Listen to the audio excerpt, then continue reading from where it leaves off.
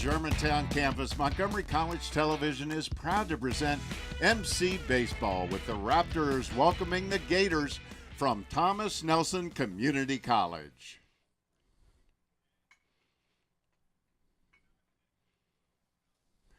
Hi, everybody. I'm Michael Brown, and as always, it is my pleasure to welcome in my partner, Marcus Rosano. Marcus, great to be back together again. I know we're both looking forward to a great game on a beautiful day. It is beautiful out, and I'm excited to be alongside the voice of Montgomery College athletics, but probably not as excited as Thomas Nelson Community College to be playing on television today. Well, that's for sure. Now, believe it or not, Marcus, counting today's game, the Raptors have just 9 games left in the regular season. Those 9 games are all packed into 1 week. They've got a week of doubleheaders ahead against Maryland JUCO opponents. They start with Chesapeake, then Allegheny, then Anne Arundel. All 3 of those teams are a little bit down this year, but then they end the regular season on the road against a very tough Frederick team, currently number 4 in the NJCAA D2 national ranking. So tough way to end the season. Then they move right into the postseason. Up first, the Region 20 tournament. It's going to be hosted by Prince George's Community College this year. And let's take a look at how things are going to stack up for the Raptors in the Region 20 tournament. On paper, it looks like they should be the favorite. No, you're right, Michael. On paper, MC is the favorite. You have PG and you have Westmoreland, and make no mistake about it, PG is going to have Montgomery College's bullseye on its back, because last year, we all remember what happened in the Region 20, and MC lost to Westmoreland and MC lost to PG. That doesn't make for happy things around here come tournament time this year, and I'm sure that the Raptors are going to remember that. Well, that is for sure. Now, should they win the Region 20 tournament, they have a new hurdle to clear before they get to the World Series. The NJCAA has made a change, and they have determined that the Region 20 champion, who we hope would be the Raptors, would then take on the Region 10 champion in a best-of-3 district tournament playoff. So let's take a look at Region 10 and look at some of the teams that the Raptors might be playing. Yeah, there's a couple of hurdles to get over before you get to the World Series. And we have some teams that we don't really know much about. We have Rockingham, we have Danville, we have the College of Albemarle, and they're all mediocre on paper, but you never know. In a 3-game series, that's very important, because you're going to have 3 arms if you're going to advance, to the World Series, and it's an interesting plot twist to the tournament season this year. That is for sure. It's a new step. Now, should the Raptors win the first ever district for them, they would advance to the World Series. That would be the 8th time in Dan Rasher's 10 years here at Montgomery College that they have advanced to the World Series. And listen, after not making it last year, that has been a prime motivator for this team this year. They want to get back. Well, we've been to the World Series 7 out of 9 years. Since we've been here, every class has experienced the World Series at least once, and we need to get back there this year so the kids from last year's team can say that they've gone to the World Series.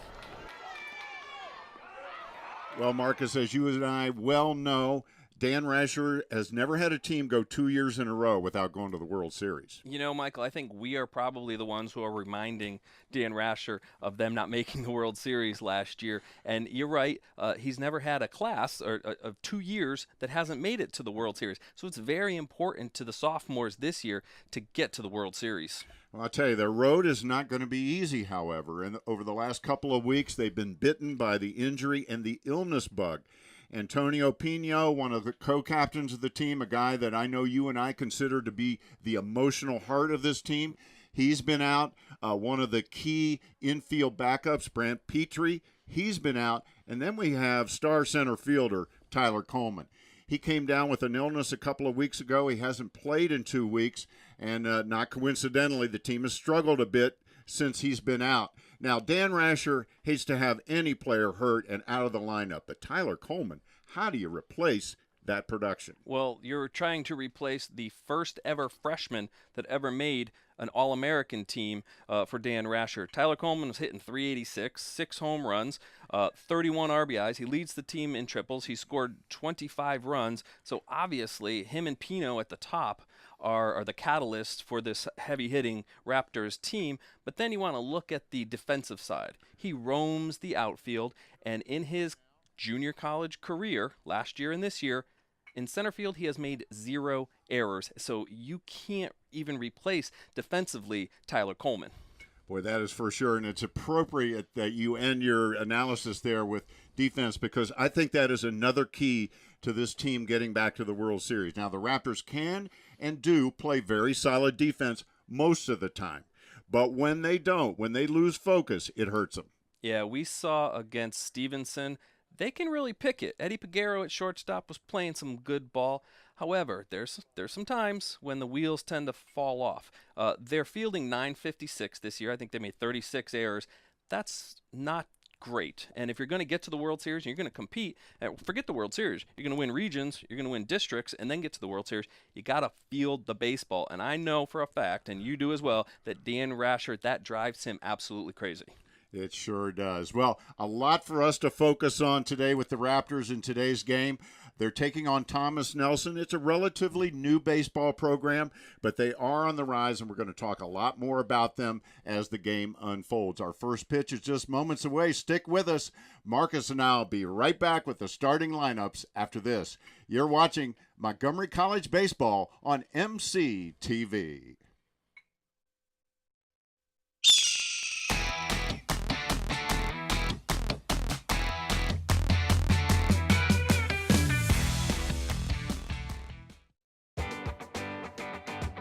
Okay, look at this graphic. Because it's time to start thinking about registering for upcoming classes at Montgomery College. Here's something to keep in mind. You have to sign up by 11:59 p.m. the day before the class starts.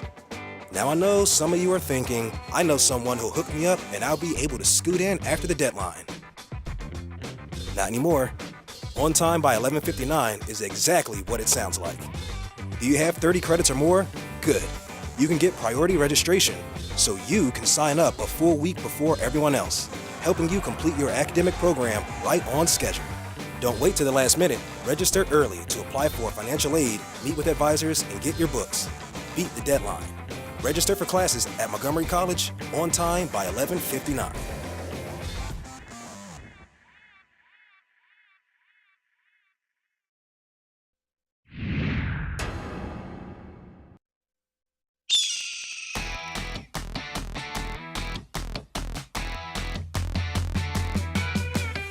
Welcome back to the Germantown campus of Montgomery College. Michael Brown alongside my partner Marcus Rosano, and we are just about ready for the first pitch of the game between Montgomery College and the Gators from Thomas Nelson Community College. Marcus, let's take a look at the Raptors' defense.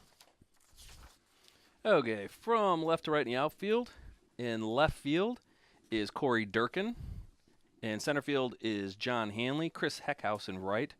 Stuart Paz is at third base. Gus Gill is today at shortstop with Eddie Peguero at second base and Brooks Carson rounding out the infield at first. Jerry Chavarria is behind the plate, and it's Sam Shyman, the crafty lefty, on the mound. And, the outstanding thing about Sam Shyman as we look at his stats, 73 innings pitched. 11 appearances. Well, he's got more wins than anybody on the team with 4, 27 strikeouts, and a 3.33 ERA. So he's definitely a workhorse. He sees a lot of action. All right, and now let's take a look at the batting order for Thomas Nelson. And leading off, Julian Grant. Batting second, the left fielder, Caleb Landrum. Batting third, the former D1 player, Jaleel Sewer at center field. Hunter Triplett is a shortstop. He's batting cleanup. Teddy Backer is the third baseman batting sixth. Batting seventh is Julian White, the DH. Batting eighth, the second baseman, is Caleb Hertzler. And batting ninth is the first baseman, Trevor Lett. And as you can see, actually batting ninth would be number 42, Anthony Williams, at catcher. And their starting pitcher today is Russell Hall, and we don't know a whole lot about Thomas Nelson, but we do know that Russell Hall is their number one starter and a very hard thrower. And we are all set to get underway. Julian Grant leading off for Thomas Nelson against Sam Shyman. And I'm glad to hear that their number one starter is going today against MC.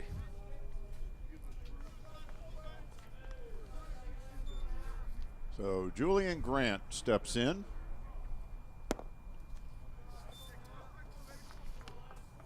And he's a freshman. He's actually a Marylander. He's out of Lexington Park.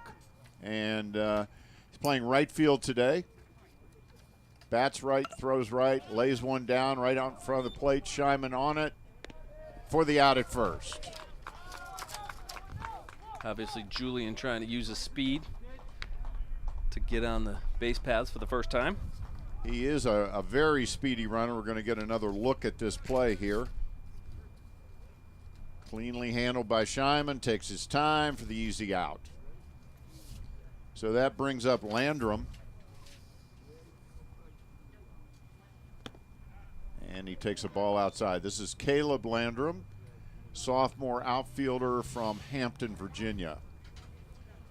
We'll be talking more about Thomas Nelson as the game goes on, but they are from the Hampton Roads area of Virginia. And he fouls it off. And he's another one of these bats left, throws right guys that you see a lot.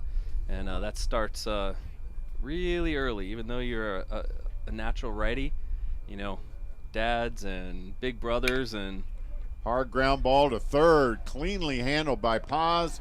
Nice play. They get you turn around to bat lefty. Nice play by Stuart Paz. Picked it right off the short hop. Yeah, that was not an easy play. He hit the ball hard and on the short hop, as you said. That brings up number 13, Jaleel Sewer. And according to his head coach, Chad Smith, he is a legitimate D1 prospect. Transfer from Longwood.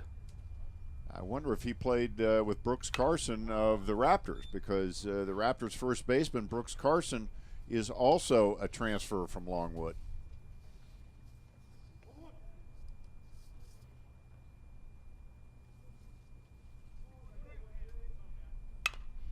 And he fouls another one off.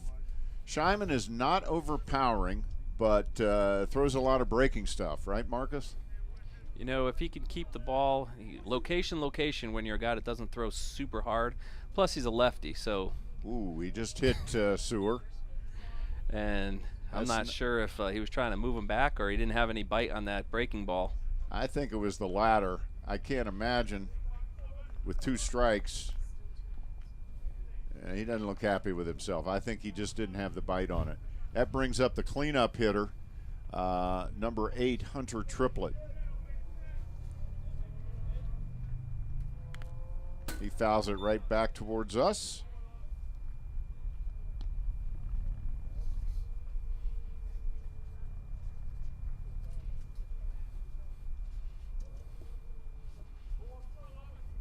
And Triplett is also another transfer for Thomas Nelson. He transferred in from Norfolk State. And he is also considered the top power hitter on the team.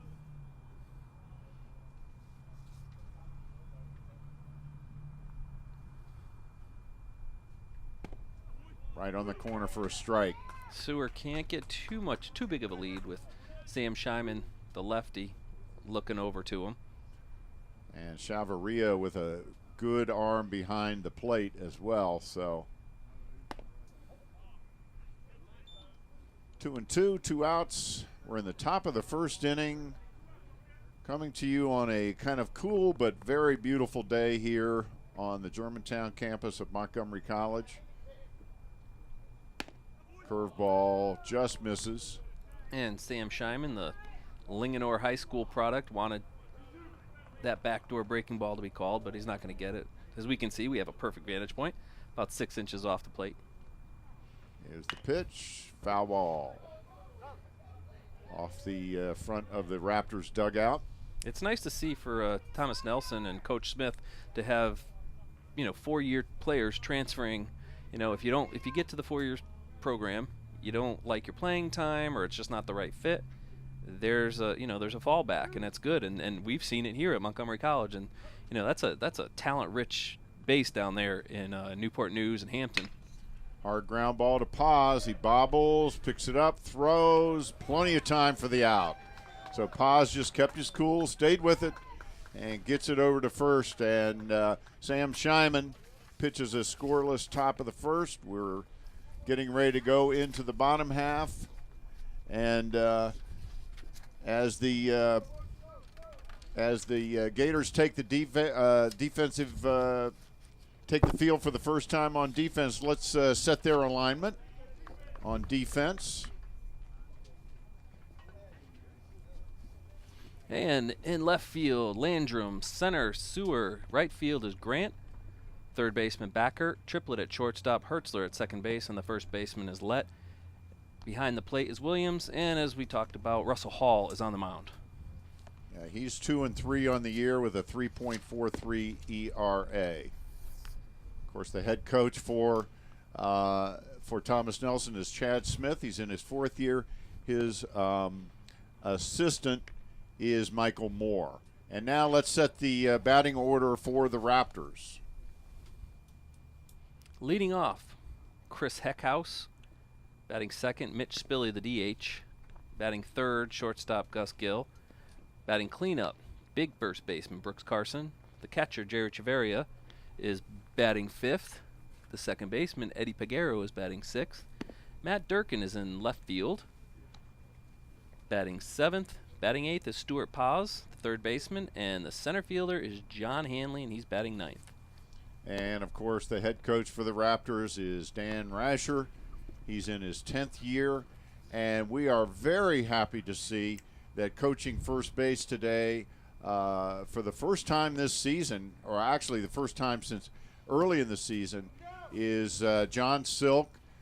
John was battling a pretty serious illness, but he is a tough customer, and he's back out there, and it's great to see John out there. He's been with Dan Rasher from the very beginning. He's a great guy and a great coach, and I know everybody's happy to see him back on the sidelines. And that's excellent. The consistency at the coaching staff is where it all starts here for the Montgomery College baseball program, that's for sure. Boy, that is for sure. Of course, John is he's considered the assistant head coach. He is also the hitting coach for the Raptors, so he serves a lot of roles here. And so Chris Heckhouse leading off now for the Raptors. And Chris is a freshman out of Seneca Valley High School, a criminal justice major. Russell Hall has a huge windup. He's not a big guy, but he's got a really, really long windup. Reaches all the way back. Heckhouse is hitting 300 on the season so far.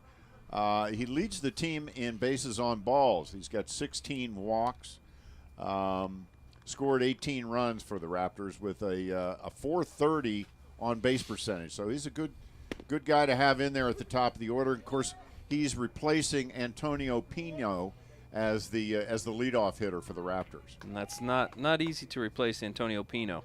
Boy, that is for sure. And guy hovers around 400 in his career. Pino should be back soon. And they have definitely missed his bat, his leadership, and his fielding. So Hall found a couple of spots with his fastball. See if he sets him up with a curve here.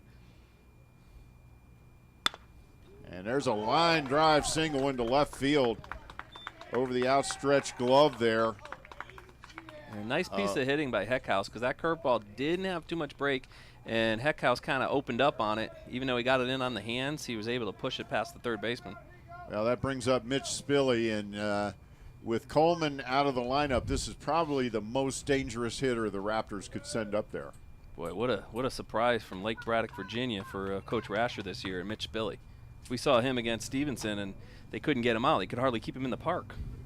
Yeah, he had a home run that day, a couple of doubles, and he pops one up foul behind us. Yeah, Mitch Spilly is leading the team with a 432 batting average. He's leading the team with 48 hits. That's a lot of hits, folks. 36 runs, 11 doubles. And here's one of the most impressive stats. as he fouls another one back. He's only struck out 3 times all season, 3 times in 111 at-bats. And when you're past the Colemans and the Pinos of the world in double digits in hits, you know you're doing something right. 48 hits is unreal. And I'm not quite sure what happened there. All right, so we have 1 out. No, it was a pop out. I think you and I thought that thing was out on we did. out on the road. Line drive to first base. He lost it, but picked it up. But the runner does advance. I'm sorry, we thought that ball was out of play, and it was not. So error on Michael Brown.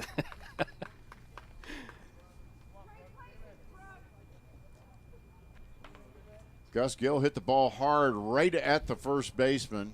Couldn't come up with it. Otherwise, it would have been an inning double play. That was a tailor-made line drive double play. And that brings up Brooks Carson, the first baseman for the Raptors, and he takes strike 1.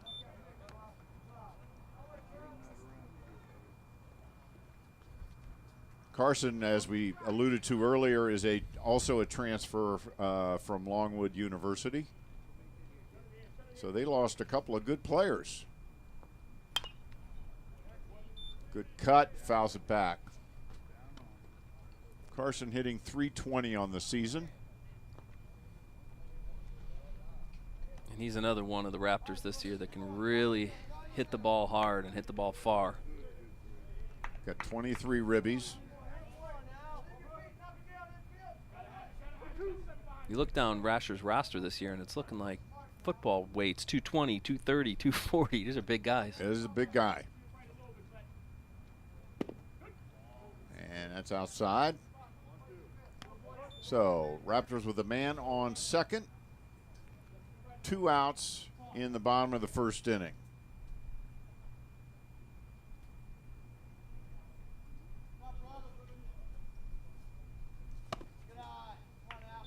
Just a little bit high.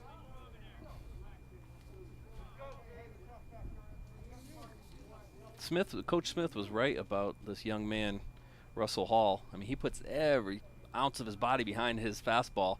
He's got a little giddy up to it.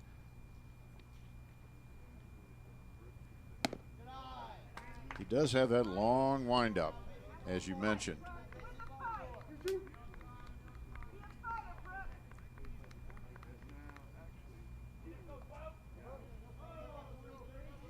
Three-two with the bases open. No reason to give him a meatball right here.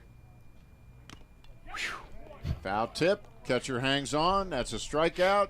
And that ends the first inning. We are scoreless after 1. We'll be right back with the top of the second after this. You're watching Montgomery College Baseball on MCTV.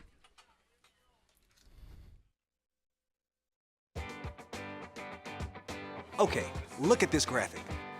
Because it's time to start thinking about registering for upcoming classes at Montgomery College. Here's something to keep in mind. You have to sign up by 11:59 p.m. the day before the class starts. Now I know some of you are thinking, I know someone who'll hook me up and I'll be able to scoot in after the deadline. Not anymore. On time by 11:59 is exactly what it sounds like. Do you have 30 credits or more? Good. You can get priority registration, so you can sign up a full week before everyone else, helping you complete your academic program right on schedule. Don't wait till the last minute. Register early to apply for financial aid, meet with advisors, and get your books. Beat the deadline. Register for classes at Montgomery College on time by 11:59.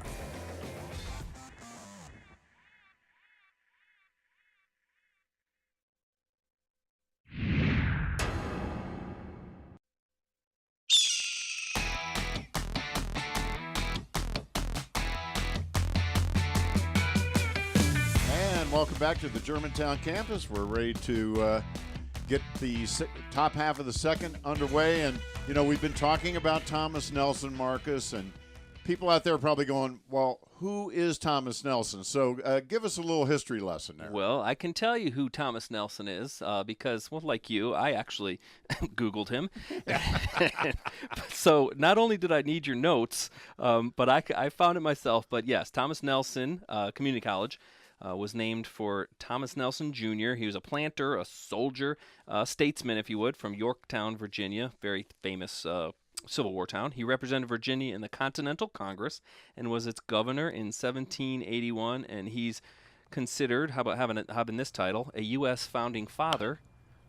And I'll let you get to this one to Gus Gill, and a big throw. One down. One up, one down. And he's regarded as a founding father because his name can be found on the Declaration of Independence as a member of the Virginia delegation. So, you want a title? Founding Father's pretty cool. Yeah, that's pretty cool. So that is who Thomas Nelson Community College is named after. And one up, one down for Thomas Nelson. And that brings up number 7, Julian Grant. I'm sorry. We have number the other 22, Julian. Number 22, Julian White. I got my Julians mixed up. And he swings right through that one. So Shyman quickly ahead. No balls and 2 strikes.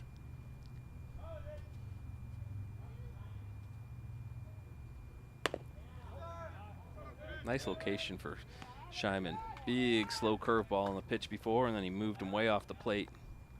Outside fastball. Ground ball to Carson. Nice friendly hop there, and he tags the bag for an easy second out. So 2 up, 2 down for Thomas Nelson here in the top of the second. No score. And that brings up number 5, Caleb Hertzler, the second baseman. Caleb's from Toano, Virginia. Tell you what, we learn a lot of new things every time we do a game. That's for sure. Not only did we not know who Thomas Nelson was, I've never heard of Toano, Virginia. No, I can't say as I have. And, of course, Thomas Nelson is from, their campus is in the Hampton Roads area.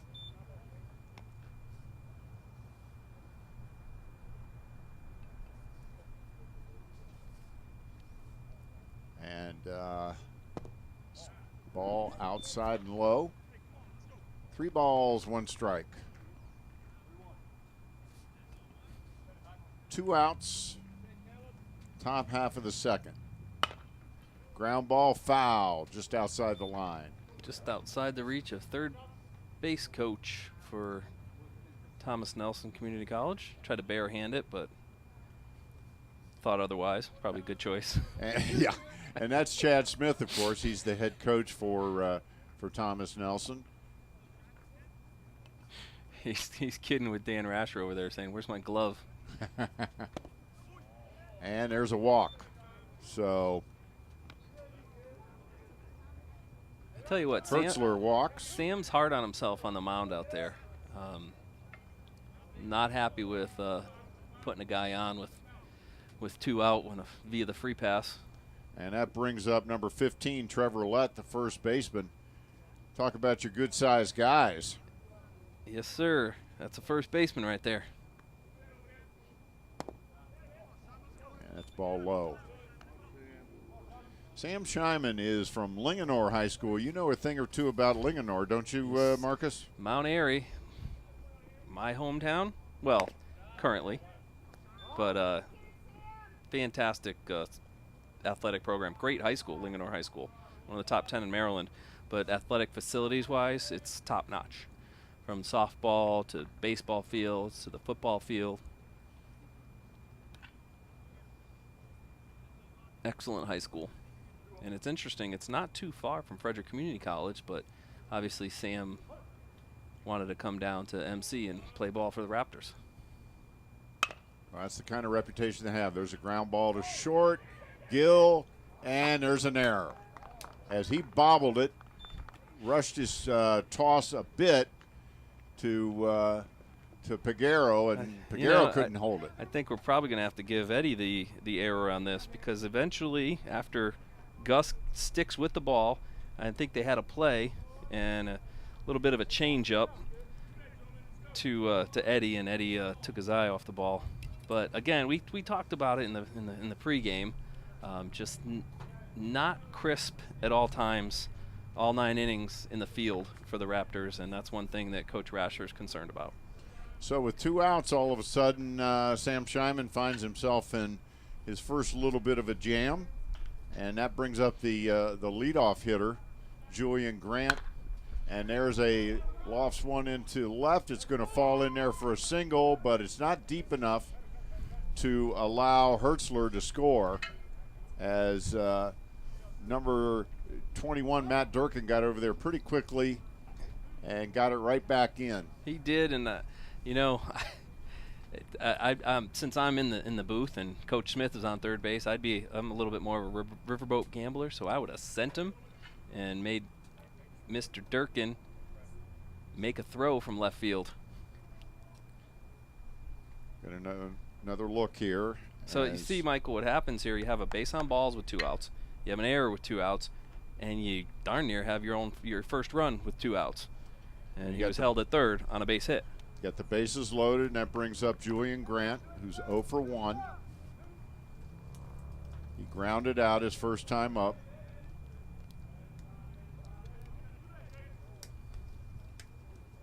So Sam's really got to bear down. Bases loaded.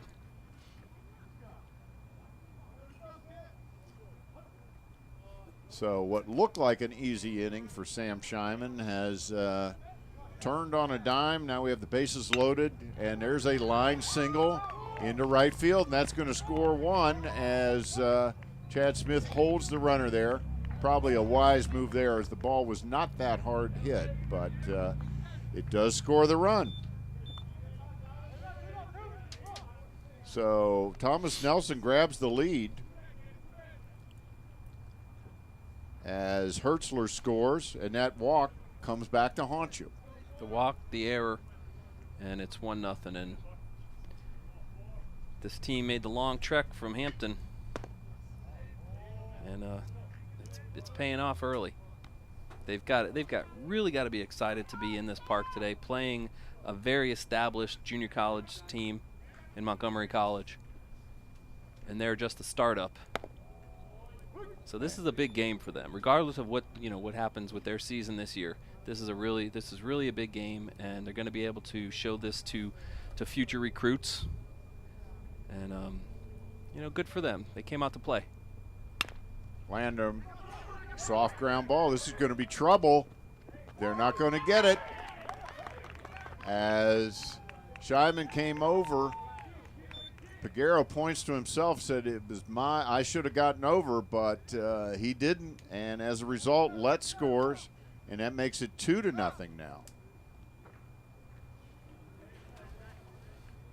So, going to score that as a single, and a run batted in, and Lett scores. So that makes it 2-0 now, and everything has happened after 2 outs. And that brings up Jaleel Seward, number 13. He was hit by the pitch his first time up. Not that Sam Scheinman cares, but these aren't earned runs on his ERA. Outside. 2 balls, no strikes.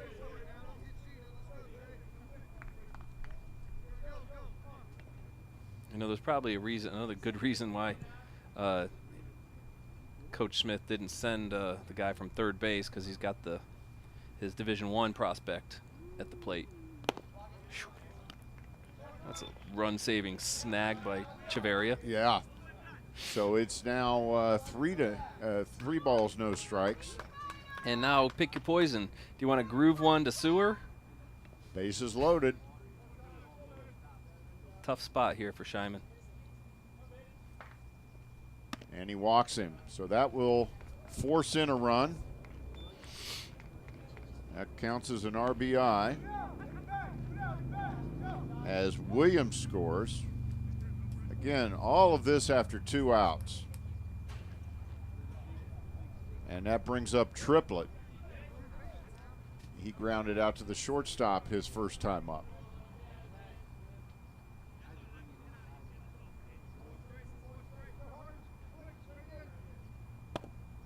And you know as well as I do that Dan Rasher is grinding his teeth over there on the bench for the Raptors.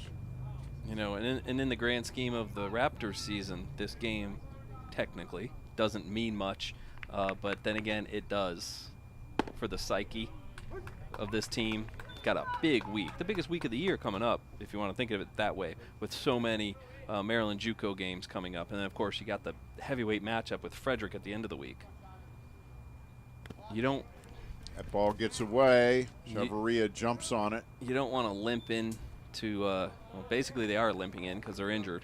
But you don't want to come in with the mindset of dropping a lousy game on a beautiful Sunday afternoon on TV, and then you have your big conference games coming up this week.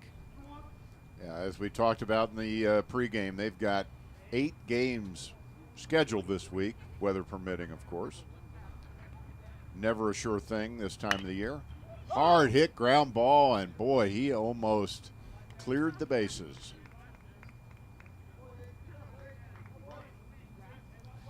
Yes, indeed, Michael. We were almost looking at a 6-0 game, and you and I, we would have had to pick up our jaws. Yeah, for sure. It did, they're pretty far down now. It's 3-0 in the second here. And, in 2008, Thomas Nelson was a club team. They went away for a year or two and then came back in, 2011? 2011. And they've been building the program ever since. They were averaging between 20 and 25 games a year. Now there's a hard ball to third. Nice play by Paz, but the man is safe. And another run scores as Triplett hit the ball hard. That was a great pick by Paz at third.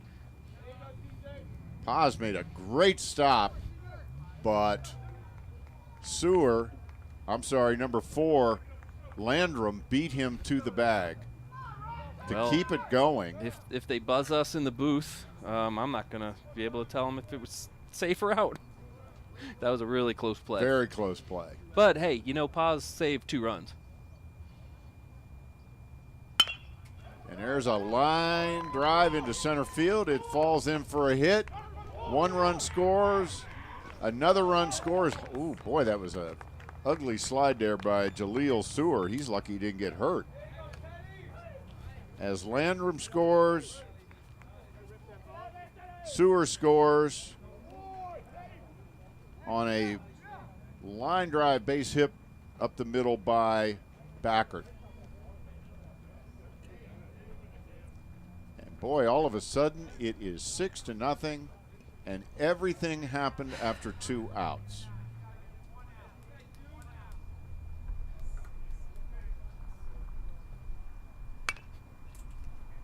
There's a pop fly to the out of play, and number 22, Julian White, is up. He grounded out his first time up. Wow, and Sam Scheiman came in here with a 3.33 ERA. Pop foul. See if it stays in play. Nope, just falls out of play. So we talk about the walk, we talk about the error, but there are some hard hit balls. You got to give credit to the Gators here. Oh, absolutely. For putting the bat on the ball. There's you got 6 runs. A couple of them are unearned, but they're not really getting cheated out of these runs. Paz had to make a great play at third base.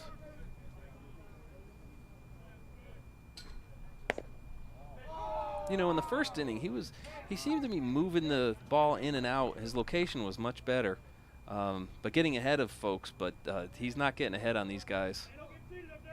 No, he's pitched from behind ever since that walk. There's a fly ball out to left. Durkin goes back. He's under it for the out. So Sam Scheiman finally puts him away, but not before 6-run score for Thomas Nelson. So after an inning and a half of play, Thomas Nelson on top, 6-0, and we'll be right back for the bottom of the second inning.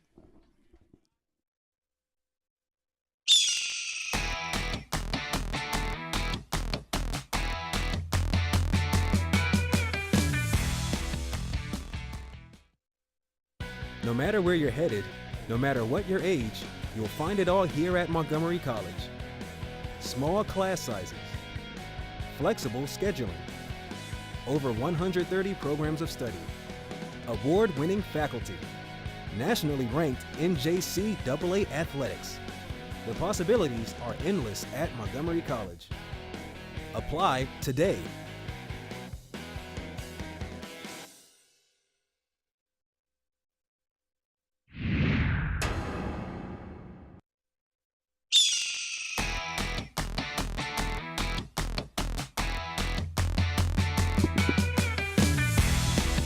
And welcome back to the Germantown campus of Montgomery College. Michael Brown alongside my partner, Marcus Rosano. You know, we look at the beautiful blue skies and we look at the field. It looks so green and beautiful. But when I got here this morning at 7 o'clock, it was a vastly different story, Marcus. I want to tell you, the field, look at that field. Wow. Well, we have Coach Rasher, who is invoking the name of the great George Toma, probably the single greatest groundskeeping extraordinaire in the history of professional sports. And look at this. These guys are out here. It was a muddy mess, as you said, and it's quite playable right now. I mean, I don't know if you want to look at that 6 spot in the second inning as playable, but conditioning-wise, we're not going to blame it on the field. No, and Dan Rasher, it's amazing how hard this guy works.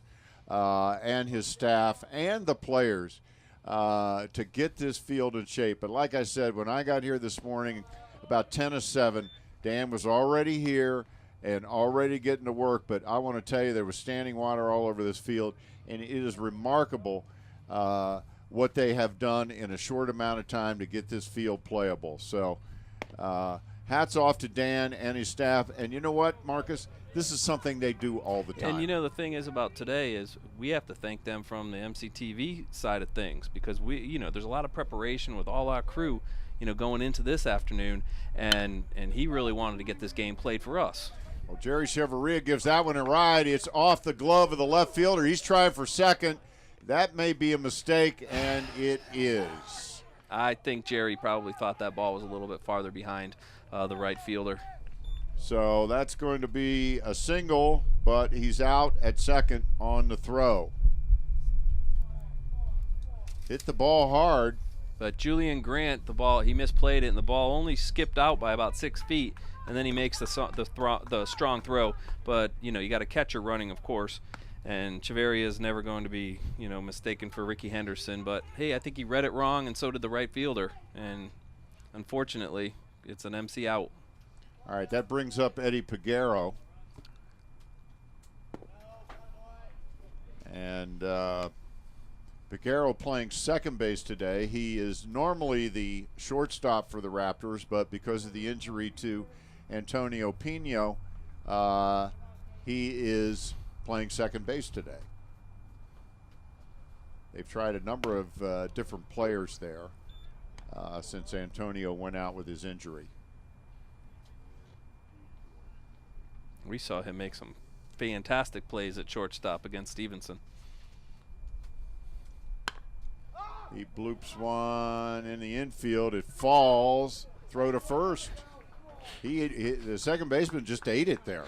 That's wow. That's one of the ugliest singles you'll ever see. I played second base. I think the second baseman probably took 2 steps back as soon as that thing came off the bat, because you're never going to really see a pop up go behind the pitcher and in front of you. Your first step is back, wherever right. you are on the field here. Right. So he got deked by the swing a little bit. It took him a little while to get to the front of the infield. And that brings up number 21, Matt Durkin. Listen, the MC will take it. They will definitely take it. Now, of course, Jerry Chevrolet is wishing he hadn't tried to go to second, all because the Raptors would have something going on. But anyway, Matt Durkin is up. He is a South Carroll High School grad. That's in hometown is Winfield, Maryland. So another one of those guys that Frederick didn't get. It's true. And you have, there's community colleges all over that area where you have Howard and you have Carroll and you have FCC, you have Hagerstown. But Montgomery College has been the preeminent Maryland JUCO baseball team over the last decade. Now, Matt Durkin's had just 15 at-bats this season. Of course, he is in there, and he strikes out. He's in there because of the injury to, or the illness rather, to Tyler Coleman. So that brings up Stuart Paz, number 6. He's playing third base for the Raptors today. He's already made a couple of really fine plays. He's been a busy third baseman today, Stewart has. It's only the second inning. Throw to first, and that gets away, but not far enough for Peguero to advance. And Eddie was caught in no man's land. If Williams made a better play or better throw, that would have been a scary play at first base, and Dan Rasher would have been even unhappier than it is at 6-0 in the second inning. So we got a lot of time to play. It's just a single game today, so we will go 9. So the Raptors have plenty of time to get back into it, provided they can hold down the hard-hitting Thomas Nelson Gators. There's a ground ball back to the pitcher. He's going to go to first, and that is the end of the inning. So after 2 complete, we've got Thomas Nelson on top, 6-0, and we're going to keep it right here because we want to talk about a great trip that the Raptors had recently.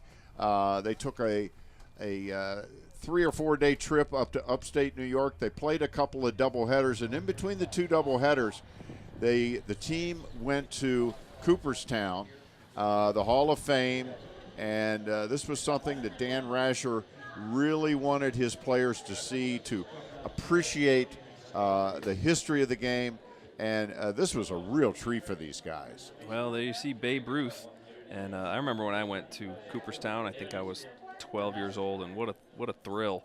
And to have these guys go up there and see, the most famous Hall of Fame in all of sports must have been a heck of an experience just to kind of be up there with the guys, and a great bonding experience. I know they had a couple of tough games up there against Herkimer and Sullivan, which are big-time junior college programs. But make no mistake, going to the Hall of Fame with your teammates and your brothers, that's pretty awesome. Yeah, it was something Dan Rasher really wanted to do. It's the first time that they have done something like this, but Dan, of course, appreciates the history of baseball. He wants his players to not only enjoy playing it, but to appreciate the history as well. And, of course, they raise the money for these trips through the clinics that they run and other fundraising activities. They raise all this money themselves for the trips that they do get to take. So we are ready to get going here in the top of the 3rd inning, and number 5, Hertzler, is leading off, and he sends a line drive right into left field for a hit. It's the second time Caleb Hertzler's been on. He walked his first time up and scored, so he's 1 for 1, and that brings up Lett, who got on by an error. Michael, it's so strange to see that 6 up in the second inning on the scoreboard here, and against Southern Maryland, they allowed 6 runs in an inning as well this past week. So it's kind of uncharted waters here for the Raptors. Boy, that's for sure. They came back to beat Southern Maryland, though, with seven runs in the 8th and the 9th. They did. So this team is certainly capable of coming back. They've got the bats, even though they are hurt. We don't want to make excuses, but there's no question that the Raptors are a bit nicked up right now. We talked about it in the pregame, but it's not just those 3 guys that we mentioned. And Lett swings right through it and goes down for the out. And that brings up number 42, Anthony Williams. He singled his first time up, as we see Lett go right through that one. Williams singled his first time up and scored a run in that big second inning. And Sam Scheinman quickly ahead. That was a rough second inning. It all started with a walk, then an error, and then the Gators started swinging the bats.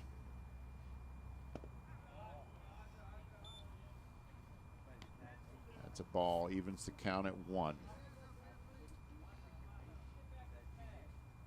Boy, considering we didn't think we'd even get this game in, it's a beautiful day. It really is. And it's a rare day here in Germantown as the wind is pretty calm. Normally this ballpark is quite windy. You see the flag out there in center field is just hanging limp at the moment. And swings through that to even the count at 2-2. Nice spot on that fastball from Sam Scheiman.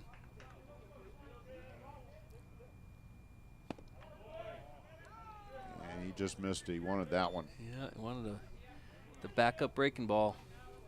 And a lot of times the right-handed batter to the lefty will give up on that, and the ball at the last second will curve around the plate. And he loses him. So that brings up the top of the order. Number 7, Julian Grant. He's 1 for 2.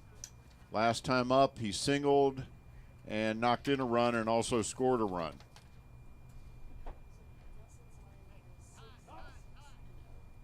First time up, he grounded out. And he's a speed demon.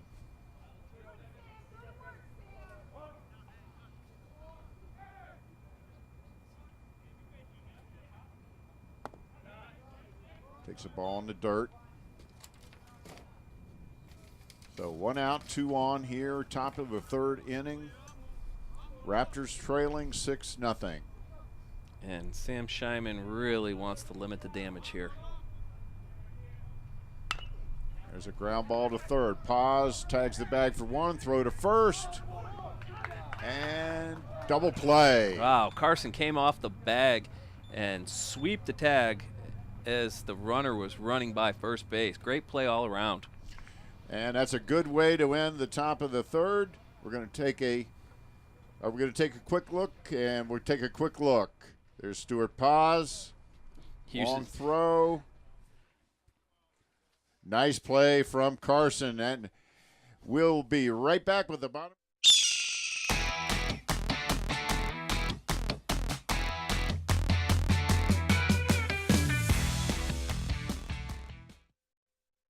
No matter where you're headed, no matter what your age, you'll find it all here at Montgomery College. Small class sizes, flexible scheduling, over 130 programs of study, award-winning faculty, nationally ranked NJCAA athletics. The possibilities are endless at Montgomery College. Apply today.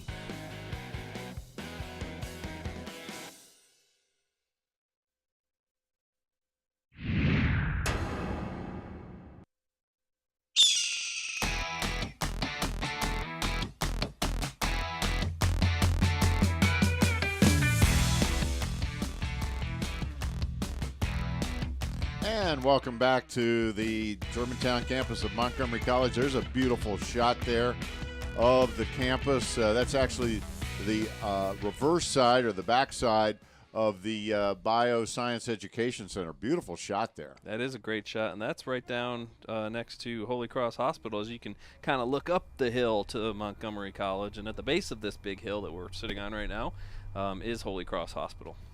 So we'll talk a little bit more about that later on in the game, but we are ready to start the bottom half of the 3rd inning, and John Hanley, number 13, will lead it off for the Raptors. He's been having a terrific season so far. His average is 382 on the year. He's got a 447 on-base percentage, a 632 slugging percentage. So having a very solid year. He shows bunt, pulls back, and it's a ball. So the Raptors have got to dig themselves out of a 6-run hole here, and it's not going to be easy the way this kid, Russell Hall, is throwing. He's pitching smart, just fastball, mixing in a little bit of a curveball, not walking anybody. Team's making plays behind him.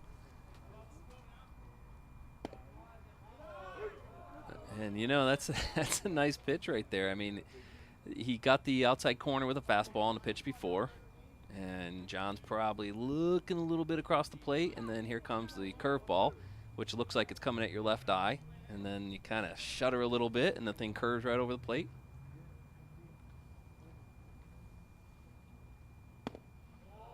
And followed up with a fastball. He didn't get the call. So John Hanley, a Damascus High grad. He's one of the sophomores, one of the 6 returning players on the Raptors this season. Everybody else is a freshman. One of the best athletes on the team. He's out there playing center field, kind of like when he was playing football at Damascus. I guess he was a safety. And I'll tell you what, you play football at Damascus, you know, you're an athlete. Full count. Here's the payoff. I mean, that's Friday Night Lights Central in the state of Maryland, Damascus High School.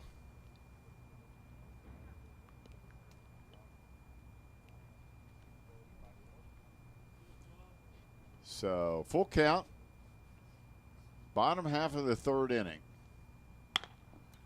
And he pops it out into no man's land there, and it falls in for a single.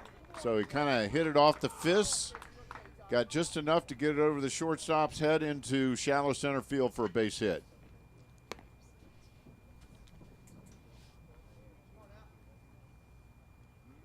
And it just fell. Yeah, the shortstop and the center fielder kind of ran themselves out of that. I don't think either one really took the charge. Your center fielders play, but if your shortstop can get there, then he'd call him off. But that was a collision waiting to happen, so. All right, so that brings up Chris Heckhouse. He singled his first time up. So Hanley. I tell you what, Hall doesn't do anything subtly on the mound. that pickoff move was hard and it was fast. Yeah.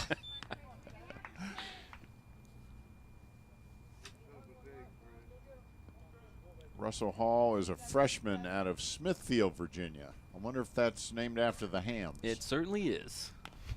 Of course, the Smithfield family does not own it anymore. No, they do not.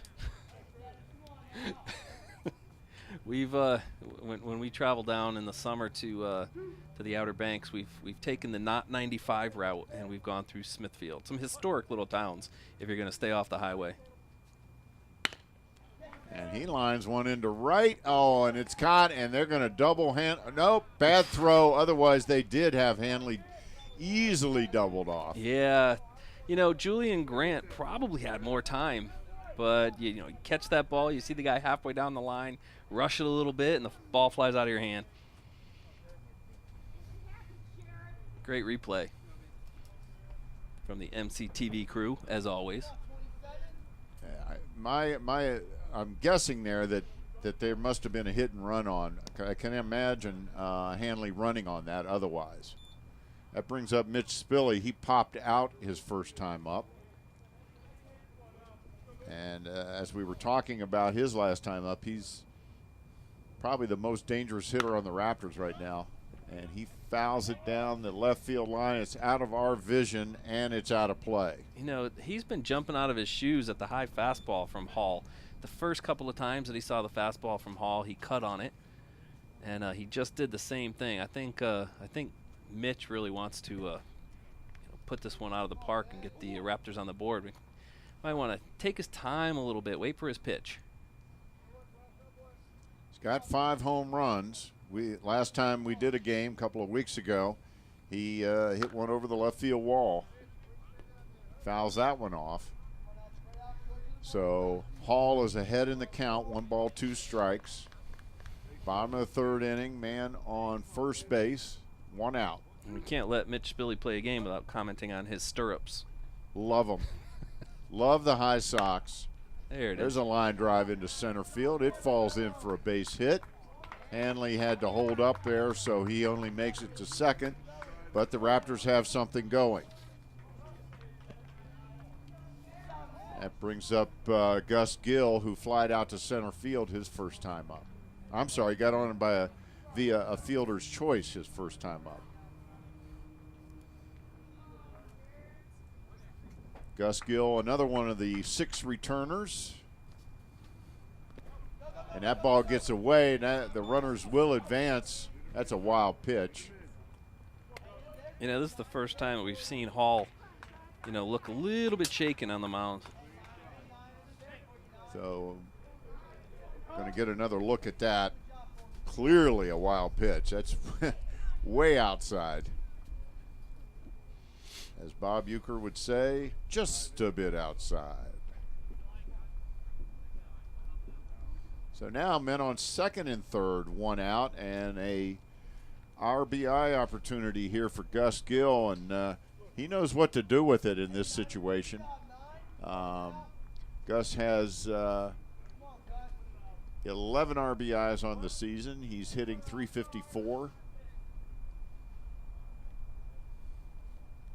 There's also, there's another one gets away, and here comes Hanley. He'll score easily standing up. And Spilly moves to third.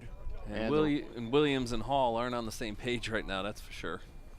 As the Raptors get on the board via the wild pitch, let's see. I think this was a pass ball. Yeah, that's definitely a pass ball. It went right between Williams' legs. He's got to cover that. Yeah, he's got to block that or keep it in front of him some way. So we got a wild pitch and a pass ball, and that accounts for the run. Gus Gill fouls it off. So Hanley scores. That was actually a big pitch from Hall. I mean, it was 2-0. There's no rush for Gus Gill to be swinging right here, as you want to start a rally down 6-1. It was a nice pitch. But Gus can be choosy again. There's a ground ball up the middle. Second baseman has it. He comes home with it. And for some reason, Mitch Spilly did not slide. And he stepped on Williams' foot instead of stepping on the base, if I'm not mistaken. I don't know if we can get a replay that close, but I don't think that he knew a throw was coming. I thought for sure the second baseman would go to first, but no, he came home with it. And Williams had his foot right on the plate, and I don't even think that Spilly touched the plate regardless. But if he slid, you're right, it wouldn't have been a play. So that brings up Brooks Carson, who struck out his first time up. So now there are 2 outs, 1 run in for the Raptors, and Gus Gill on first base.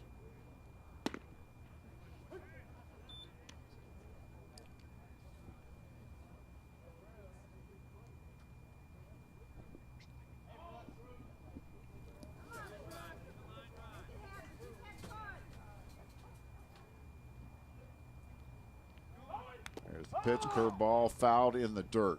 Nice snapping curveball from Hall. Yeah, that was a sharp one. And Brooks Carson, nice job just getting a piece of that one. I mean, he doesn't throw anything really slow. Even his curveball is sharp.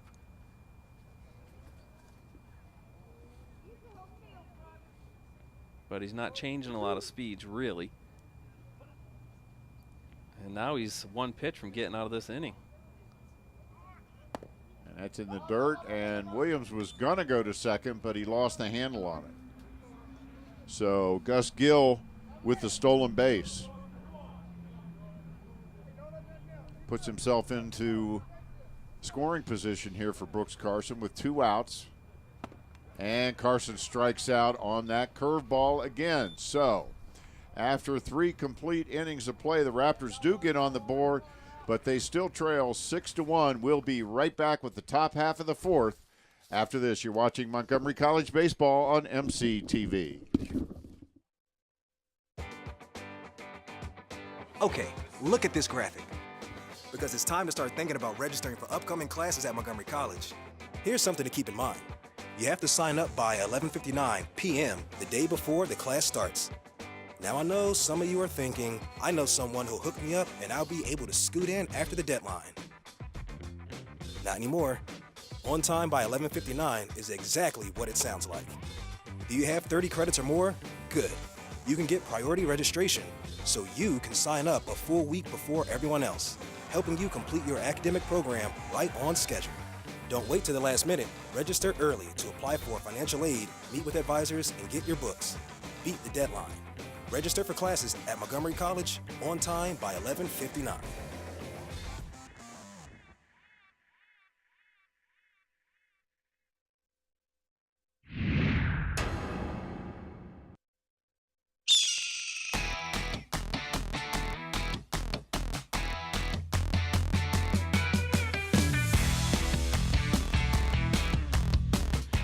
And welcome back to the Germantown campus of Montgomery College. We're about ready to start the fourth, and we want to welcome in a special guest in the booth with us today. It's Kent Secor from the Gazette newspapers. Kent, thanks so much for joining us. No problem. I appreciate it. I'm just glad it stopped raining. Yeah, we're. If you had seen this field at 7 o'clock this morning, you'd be amazed at the transformation in just a few short hours. Yep. So, Kent, tell me now, you have spent a number of years as the basically the main sports columnist for the Gazettes, but you've recently moved on to a new position. Right. I'll still be at the Gazette, but I'm moving out of sports. Actually, there's a little bit of transition. I'm still doing a couple of sports things for now, but in the next couple of weeks, I'll be moving full-time to the technology side of things and being a web editor and basically, aside from maintaining the website and posting stories, editing stories, I'll be on social media a lot. So if you want to talk to me, I'll probably be sitting around at my desk, just tweeting away. Yeah, in talking about social media, you coming from the sports reporting side, social media has changed sports reporting. Just think about, you haven't been doing this for too long, right, but it has changed at your desk in the past few years. Right. Yeah. I mean, people want to know scores. I mean, that's the number one thing why we get followers is, and Yep. if we don't tweet fast enough, like every 30 seconds or something in a big playoff game, they're wondering why we aren't updating. I have to admit, since I'm in Mount Airy now and I moved from Damascus to Mount Airy, I was on Twitter to get the Linganore-Damascus football game score. Mm-hmm. And, that's a nice shot. Right to Hanley in center field. Hanley in center field. But like you said, it's now to the second, and I guess a whole lot of other people were probably looking at Twitter for scores like that. And it's a changing world, and it's nice to see you transitioning from the sports desk over to the web and social media world. Yep, absolutely. But you recently just left the sports world, and of course you're still tied in because you're a big sports fan. You'll always be sports, buddy. Yeah, You know that. Yeah, absolutely. And of course you covered a lot of Montgomery County high school baseball this spring. Who are some of the top teams in high school baseball in Montgomery County this season? Well, I know Prince Grimes is our baseball reporter. I don't cover stuff much day to day, but I do know Gaithersburg is very good. I mean, they have three really good pitchers. Anthony Fletty is going to Virginia next year. Oh, wow. Nick Pantos is going to Maryland next year, and Brandon Deo is not bad at all. They have three really good starting pitchers. But they actually Avalon just actually upset them the other day. So. Wow, I'll tell you what, if you're a high school baseball player and you're signing with UVA or Maryland, wow, you got to be putting up some numbers. Yep, especially now with the recent success Maryland had last year. Yes, indeed.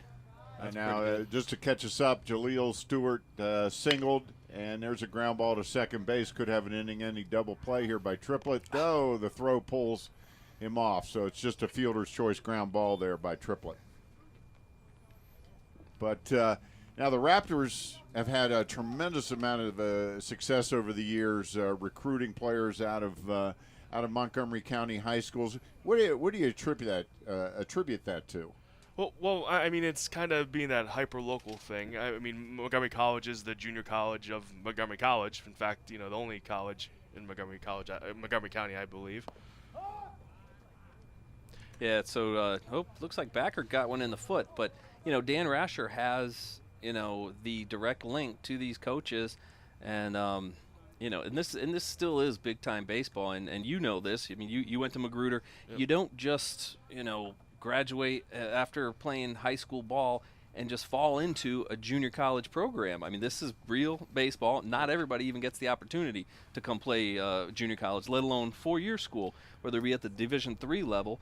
But this is big time baseball, and I'm sure some of the county student athletes, have their eye on coming to MC and honing their skills. Well, yeah. I mean, just looking at the roster, throughout the season, I mean, it's always plethora of guys that we have covered. Mm-hmm. in high school career. Their names are very familiar, and they just, they still want to keep playing baseball, and because they love the game. I mean, because I know John Hanley's having a very good year for you guys. Yep. He was a stud at Damascus on football team as well. So I have to ask you this, keeping it to the baseball side. Who are some of the do you have one best baseball player that you've covered or that in your time here at the Gazette that comes to mind? I've never actually covered baseball on a regular basis. I may have covered maybe a couple playoff games, just but I mean, everybody knows Justin Maxwell from Sherwood. I mean, he's Justin Maxwell playing MLB now, so I mean, he's probably didn't he? I saw him on Sports Center last night make a heck of a play. He's hitting home runs at the Major League Baseball level. Yeah. I mean, he's probably the most notable guy. While we're talking, and we do want to mention that the Raptors have made a pitching change. Brennan Karn has come in to relieve for Sam Shyman, and I'm surprised actually to see Karn today because the coaches told me before the game he was sick yesterday. But apparently, when you're young, you can make a quick recovery, and looky there, he's out on the hill. So. Gatorade, orange juice, water, you name it. So Justin Maxwell, I didn't even know Justin Maxwell went to Sherwood. I have my eye on him in fantasy, by the way. Let's see. Let's get into your park a little bit more. Football. If you had the best football player that you ever covered, who would that be? That I've covered. Probably I'm gonna sound a little biased here because I did a whole series of stories on him about his recruiting. Was Zach Bradshaw at Damascus? Okay, right. He played wide receiver and linebacker there. I know in spring ball at Virginia he was starting the outside linebacker now, and slated to do that in the fall. Speaking of Zach Bradshaw, now do you seeing that you're a Penn State alum, do you hold any ill will against Mr. Bradshaw? No, reason being, tell the story. Not really at all. I mean, everybody knows about the sanctions that happened a few years ago with Penn State, and when those came out, I mean, you expected it. Yeah, I mean, in ways. I can't blame him. Right. I mean, it's his personal choice. He doesn't want to, possibly never play in a bowl game. I mean, of course, that's all hindsight now. The sanctions are removed. So you had these 18-year-old kids having to make these life decisions for something that had nothing to do with them. But finding yourself at UVA wasn't so bad. No, especially because he's going to probably start this year. That's awesome. So that brings up Williams, Anthony Williams. I'm sorry, number 22, Julian White, and he is 0 for 2. Well, Ken, I didn't think it was going to be 6-1 when we had you in the booth. No. Usually you guys are on the other side. And this team is a relative startup, I guess you could say that with a baseball team. They didn't have a team until 2011. They played as a club team in 2008. So their coach Smith over there is really trying to get this program started. But that's the thing about baseball. Unlike any other sport at any level, on any given day, a pitcher could have a bad day. I mean, you could have a couple errors and change the whole outcome of the game. And that's true. And Sam Shyman had a 3.33 ERA, and we've got a 6 spot on the board in the second inning. Yeah, they certainly did not expect that. And Karn looks like a different type of pitcher than Sam Shyman, a little harder thrower, Marcus. Yes, indeed, and obviously coming from the right side. And I'm sure, who do we have? Julian up here, one of the Julians. Julian White. He's kind of happy to see the righty. And he's got a full count, 1 out, but there are 2 on, and he walks him to load him up. Kent, I'm going to put you on the spot again. Out of all the coaches that you've had the ability to talk to after games, maybe doing preseason, previews, who is the most fun? Maybe we can say it this way, who is the most quotable? Quotable? Well, quotable on or off the record? Yes and yes. Probably not to go back to Damascus or Sherwood or Seneca Valley again, but Al Thomas, he's been around forever. He's one of the more quotable guys. I mean, I know he's not doing too well health-wise right now, but he was always very honest. A lot of things he said weren't for print, but he was always, he told you how it is. Another guy is Craig Kephart at Gaithersburg. Right. So some of these more older school coaches. That's good. Hertzler's up. He walked, scored a run, and singled. So he's been a thorn in the side today, and he hits a hard ground ball to second. Play is to first, and that ends the inning. And Ken, if you want, you can stay with us. We're going to take a quick little break after after 3.5 innings of play. The Raptors trailing 6-1. We'll be right back with the bottom of the fourth after this.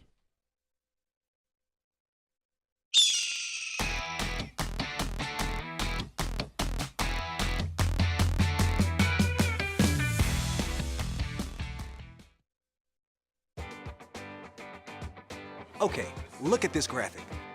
Because it's time to start thinking about registering for upcoming classes at Montgomery College. Here's something to keep in mind. You have to sign up by 11:59 p.m. the day before the class starts. Now I know some of you are thinking, I know someone who'll hook me up and I'll be able to scoot in after the deadline. Not anymore. On time by 11:59 is exactly what it sounds like. Do you have 30 credits or more? Good. You can get priority registration, so you can sign up a full week before everyone else, helping you complete your academic program right on schedule. Don't wait till the last minute. Register early to apply for financial aid, meet with advisors, and get your books.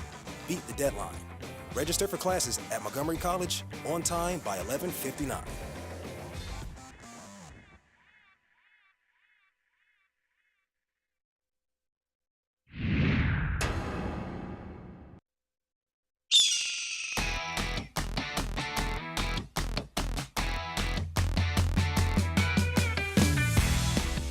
And welcome back to the Germantown campus of Montgomery College. Ready to start the bottom half of the fourth inning.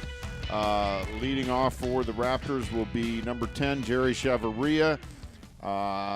He singled his first time up and then was thrown out trying to stretch that single into a double. We are joined again by Kent Secor here in the booth with us. So, Kent, you got to be pretty impressed with this Montgomery College program that Dan Rasher has put together. 300 wins in not quite 10 years. That's something else, isn't it? Oh yeah, especially for a junior college where every single year you don't know what your roster's going to be. I mean, or who's going to be playing, and kids coming and going. I think that's also, I mean, a testament to him as coach and also as kind of the talent here in Montgomery County. Our ground ball to second. Grass actually slowed it down, made a nice, easy play there for the first out of the inning. You know, and when you come to MC, not only are you're going to save money on education because we all know, sitting in this booth, what student debt does to us, but you're going to get your 2-year associates, and these guys all have a chance to go and play, you know, at the 4-year level. And again, whether it's Division I like we talked about or all the way down to the Division III level, it's still playing baseball at a 4-year school, and that's what a lot of these guys really want to do. Yeah, to get to know some of your athletes and coaches of your various programs, it seems like anybody that wants to pursue that, your coaching staff and them on the academic side too, they have the opportunity to do that if they so desire. And this is definitely a good springboard, you know, program Montgomery College is, and in all the sports too. You know, whether it be soccer, and then this year, I mean, we have track and field. Good grief. The Gazette was out there covering track and field at Montgomery College, and Michael and I were holding the paper up and running around campus. Look at this. It's track and field in the Gazette. We were so happy. Well, they're having a great year. The men are ranked number 3 in the country. The women ranked number 5. We're going to talk about this a little bit more. They were at the Penn Relays the other day, so that's another growing program.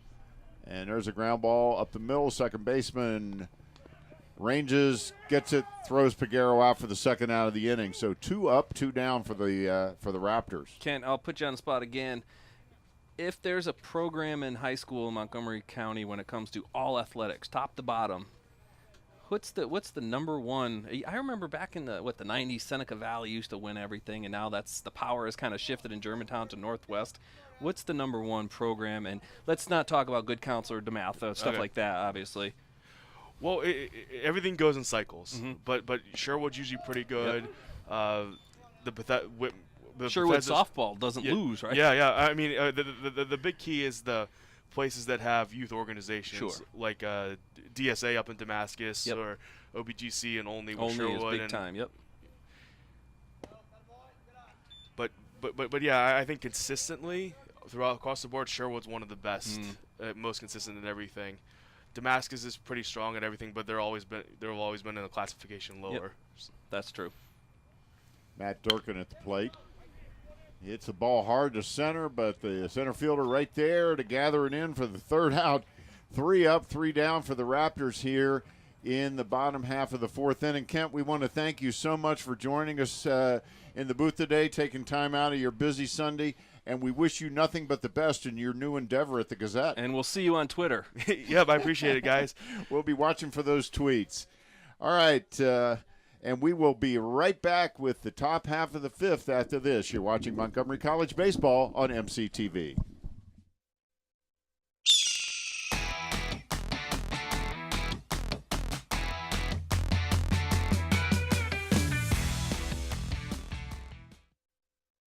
No matter where you're headed, no matter what your age, you'll find it all here at Montgomery College. Small class sizes, flexible scheduling, over 130 programs of study, award-winning faculty, nationally ranked NJCAA athletics. The possibilities are endless at Montgomery College. Apply today.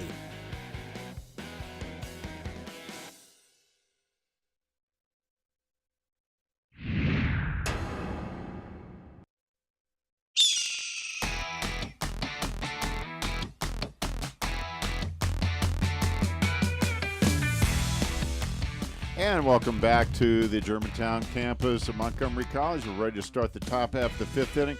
Marcus, I wanted to pick your brain a little bit about a new initiative that you've been working on. It's called #MCWorksForMe. What's it all about? Absolutely, and for all you social media folks, if you're on Twitter, you can go to #MCWorksForMe, or if you don't follow Montgomery College, you can go to Montgomery College. It's at MONTCOLL at Montcall. That's how you find Montgomery College. And a little bit about what MC Works for Me is. It's student stories. We want to know, what is your story behind just coming to school and taking a class? There's people behind, these students. There's real stories behind, these faces, and that's what we like to hear. And as you can see on the screen, the MC Works For Me website is fantastic. Our IT folks have really done a really good job, and you could see all these thumbnails of the students' faces, and you click on those and listen to their stories. And of course, our awesome MCTV crew tapes those stories, and you can go to the MC Works For Me website as well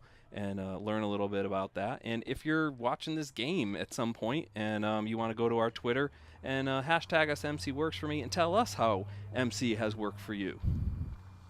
So here we go. We are back at it here in the top half of the fifth. The Raptors trailing 6-1. Lett is Trevor Lett leading off for Thomas Nelson, and he's going up against Brennan Karn, who came in relief of Sam Shyman in the last half inning. And Lett goes down swinging. That's his second strikeout of the day. Well, the Raptors have some work to do. They got a hole to dig out of. But we have a 9-inning game here, so it's still going to be a long afternoon. The weather's going to hold up. It's beautiful out. But the bats need to hold up. Bats need to wake up. Bats need to wake up for the Raptors. Of course, part of that is Russell Hall, who has pitched very well. I've been impressed with him. He's been around the plate. He's been mixing his curveball with his fastball. He hasn't walked too many guys. He got in a little trouble in the third inning. Only got out of that with 1 run. MC could have put 4 on the board, and they ran themselves out of a run, as we saw. So he's capitalizing on a little bit of Raptors sloppiness, but at the same time, he's throwing the ball well. And Brennan Karn in to pitch for the Raptors, came in for Sam Shyman in the last half inning in the top of the fourth. Shyman pitched 3 innings and really was kind of a victim of some bad luck. Although, I'll tell you, Thomas Nelson swings the bats. You're There's right. a curveball for strike 3, and that's some frozen pizza there. He really froze Williams there.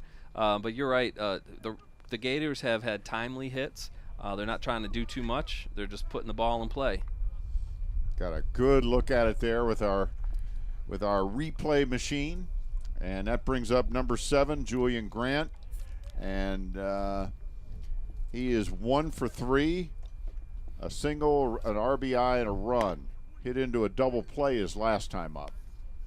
And Julian is our Maryland athlete, as we said earlier, from Lexington Park. Lexington Park, Maryland. So he is he's a freshman, as the majority of the Gators are freshmen. Again, it's a young program being built by Chad Smith, who is also is the head coach as well as the third base coach, as well as the interim athletic coordinator at Thomas Nelson. So he wears a lot of hats. He's got his plate full Monday through Friday, indeed, and on weekends. Ooh, there's a short hopper that got Chevrolet, and boy, that had to hurt. He's trying to walk it off. Boy, looks like it got him on the wrist, and that hurts. Yeah, there's a nice space between the top of that glove and then the upper shoulder, and that's all wrist. Oof. I mean, you can't really pad that area, that's for sure. Nope, you can't.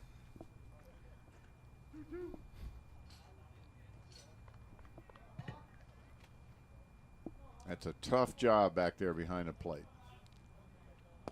Karn just missed.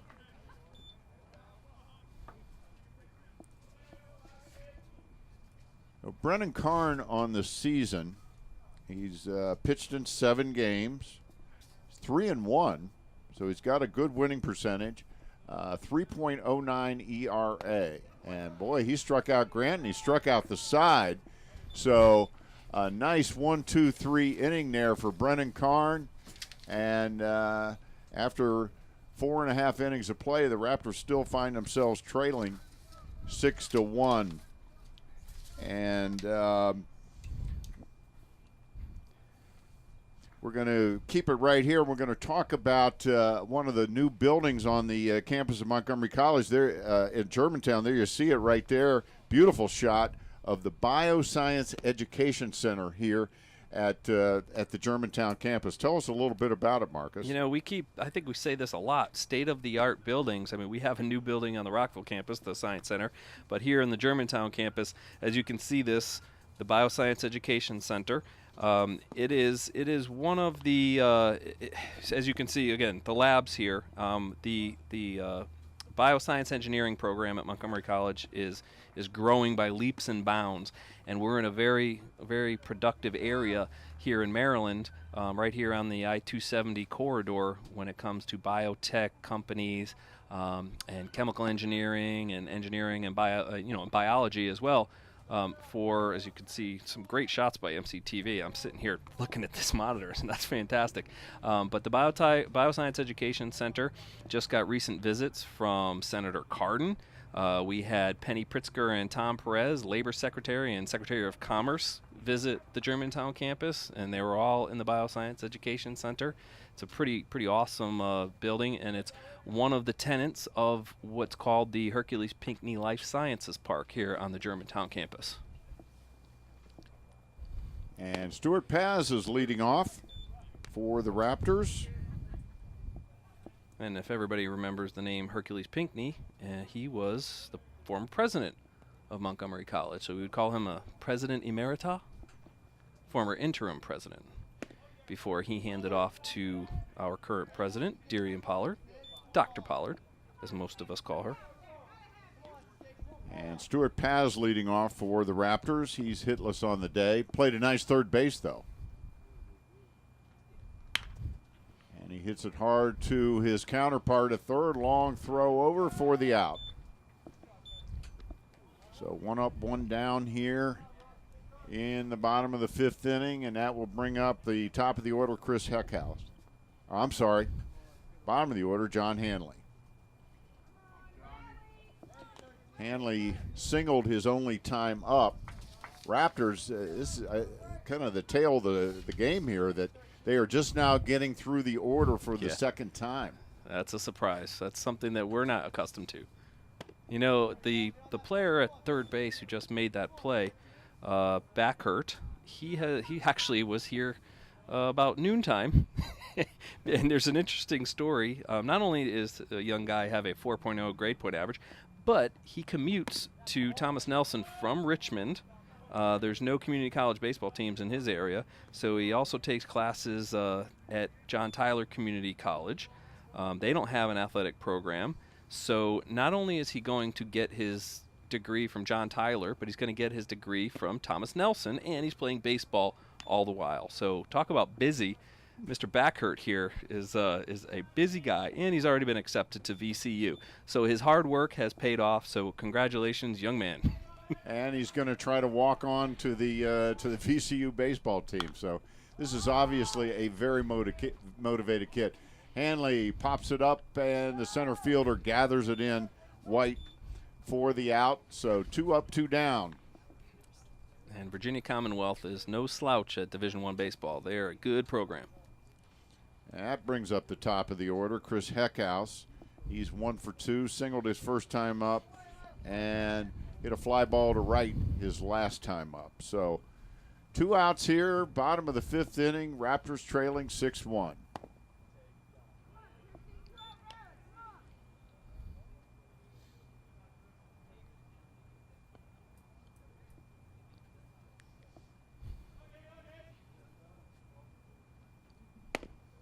I don't know, Mr. Brown.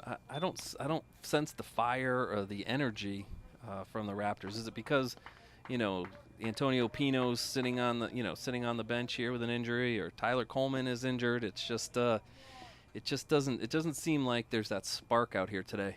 Or did they wear themselves out working on the field for 3 hours before the game started? It very well could be, because that's part of coming to Montgomery College. You know you're going to be part groundskeeper. Because they were out here. The team was out here at 9:30 this morning, and they pushed the start of the game back. The game was originally supposed to start at noon, and they pushed it back to 2 o'clock to allow the Raptors to work on the field.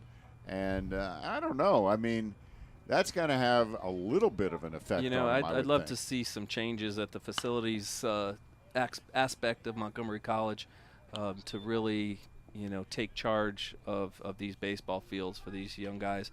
This baseball program is one of the best, on the East Coast at the junior college level. And to see these kids out here, digging holes and raking and throwing sand, it just doesn't look right to me. But that's my soapbox, and I'm getting off it. And they were in uniform. Yes, they were. I mean, There's something to that. Anyway, that is a walk, a 2-out walk, and that brings up Mitch Spilley. And Mitch is 1 for 2. He popped out and singled. So let's see if the Raptors can get something going here with 2 outs. Heckhouse is a threat to steal. But I don't think he's going anywhere down 6-1, especially with Mitch Spilley on at the plate. No, I would doubt that. Yeah, it could be 6-3 real quick. I would doubt that. Heckhouse does have 4 stolen bases, but there it is. There is a long fly ball to left field. It is going, and it is gone. And there was no doubt about that. No doubt about that one, as a 2-run shot from Mitch Spilley. Chris Heckhouse scores, and here comes Mitch Spilley. That's his 6th home run on the season. That ties him for the team lead with Tyler Coleman. And you were right. He was gunning for one of those all game long. Yeah, he was due, and he's been jumping out of his shoes, and look at that swing. Down, get the bat head down on the ball. Fastball right over the plate. And when he gets the bat head around, and when the barrel meets the ball for Mitch Spilley, it goes. And what set that up was a 2-out walk to Chris Heckhouse. And that's not something that Russell Hall has done today. Has hurt himself. No, but he did there because he extended the inning with the walk. With the best hitter on the team. On deck. On deck. And the best hitter on the team what the best hitter on the team is supposed to do. And that brings up Gus Gill now. So maybe that'll put a bit of a charge into the Raptors bench, which you were right, had been a little bit quiet up to this point. We're used to a pretty boisterous Raptors bench over there. And but Mitch Spilley just put one out there onto the road. And maybe they're gonna blame it on the hypnotic green and purple for the Gators. A lot of purple in this park today. There is a lot of purple. We're painting it purple. And Gus Gill has been on twice via the fielder's choice. He also has a stolen base.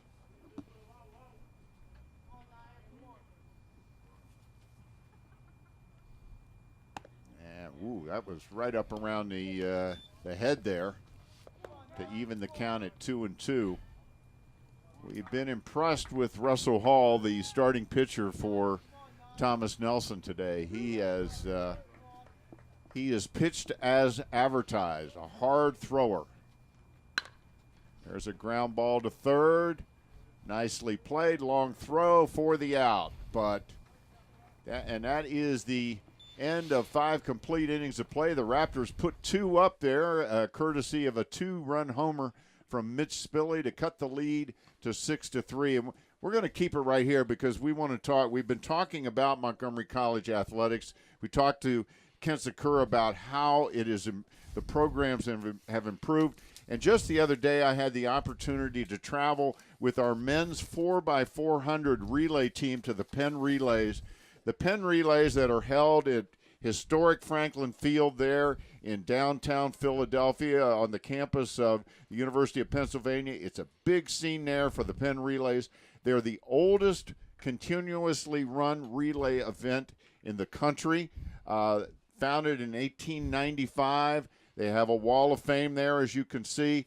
And our athletes in the 4x400 meter relay team, they qualified to run in this very, very prestigious event. And I want to tell you, these kids were thrilled with this opportunity. Frankly, maybe a little too thrilled. They were actually nervous. And we want to talk about the 4 guys that ran. As you can see, some of the shots from Franklin Field, there was a crowd of 39,000 people there. And there's our guys, Sheldon Wilson, Sam Bambosi, Roland Daughtry, and Saeed Oshile. They all ran in the 4x4. In their heat, it was all 4-year schools plus Trinidad and Tobago. So, I mean, that gives you some idea of the competition. You had some of the best schools, best running schools in all the country there: Texas A&M, LSU, Tennessee, Texas. Jamaica had a team there. Trinidad, Tobago had a team there. There were 8 foreign countries represented. And the Raptors 4x400 relay team qualified for this event. And it was a thrill for these kids to get to compete. Wow, that's a world-class heat right there. And great camera work by you, Michael, as you can take shots of iconic Franklin Field. How awesome was it there to be in the heart of Philadelphia for the Penn Relays? I'll tell you, it was a great thrill for me to go with the kids, a real privilege. And, again, it's a testimony to this track and field program that they're now qualifying teams to go up and run the Penn Relays. Their men's team are ranked number 3 in the country. The MC women's track team is ranked number 5 in the country. And in a couple of weeks, they're going to be going up to nationals in upstate New York, and they're going to make some real noise. And the MC women's 4x400 meter relay team recorded the fastest time in the country just a couple of weeks back in the 4x4 at the NJCAA Division III level. So, yeah, MC track and field has really arrived at this college. Boy, that is for sure. It's a growing big-time program. All right, we are in the top of the 6th, and number 4, Caleb Landrum, led it off with a single.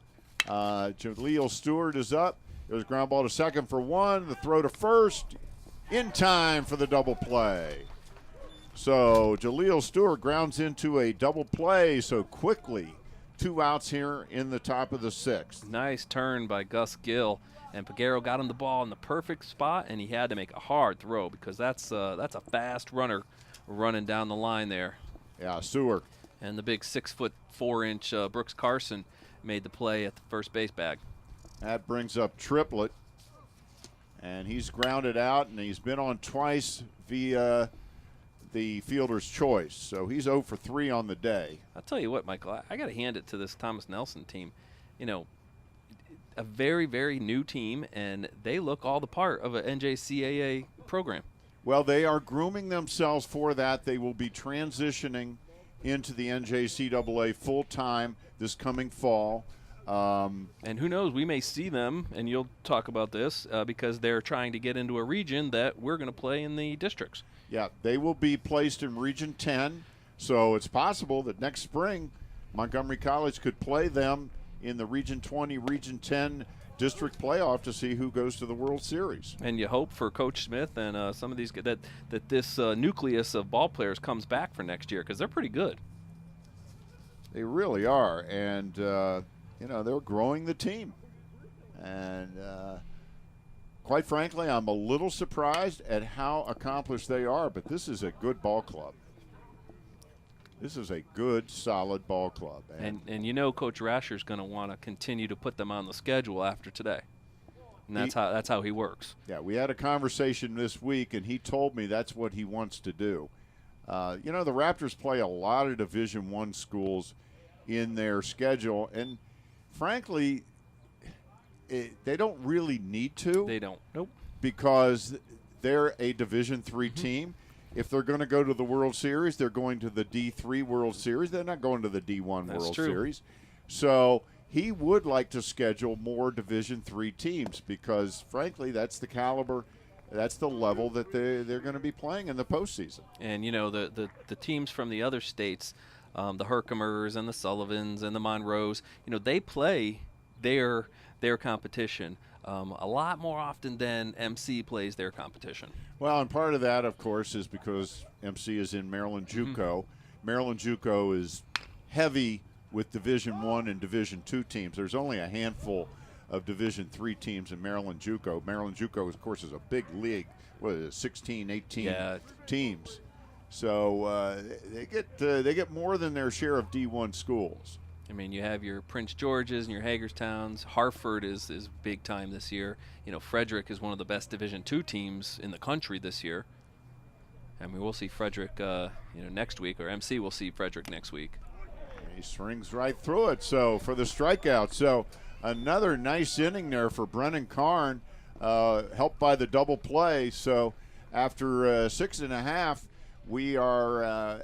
It's Thomas Nelson ahead now, 6-3, and we're going to keep it right here again because earlier, Marcus, you mentioned Holy Cross Hospital, and some people may be saying, well, wait a minute, Holy Cross Hospital is down there in Silver Spring on the Beltway, but nah, not anymore. Well, Holy Cross Hospital still is down in Silver Spring, but what's a boon for our health science program and our students wanting to major in nursing is that we have a active, living, breathing hospital on the campus of Montgomery College here on the Germantown campus. And Holy Cross Hospital is down at the bottom of the hill, right off of Middlebrook Road. You can't miss it. It is a 94-bed, if I'm not mistaken, hospital. It's a great facility. I've been in it. I've walked through it. They did an amazing job inside that hospital. Obviously, you can see it from here. It's great on the monitor, but you go inside there, and it is top-notch. But how cool is it for a nursing student? You can actually go and do your hands-on work, as a nurse, right down the hill. And, we're at this point, we're the only community college in the country that has a hospital on its campus. And the partnership that is growing between Montgomery College and Holy Cross can only do wonders for workforce development, for recruiting of students to come to MC, and really put a lot of skilled and able workers, into the workforce, to just really spur the economic development of Montgomery County. It's a great addition to Montgomery College and to this campus, and really to the citizens of this part of the county as well. Yeah, this is the first hospital built in over 30 years in the county.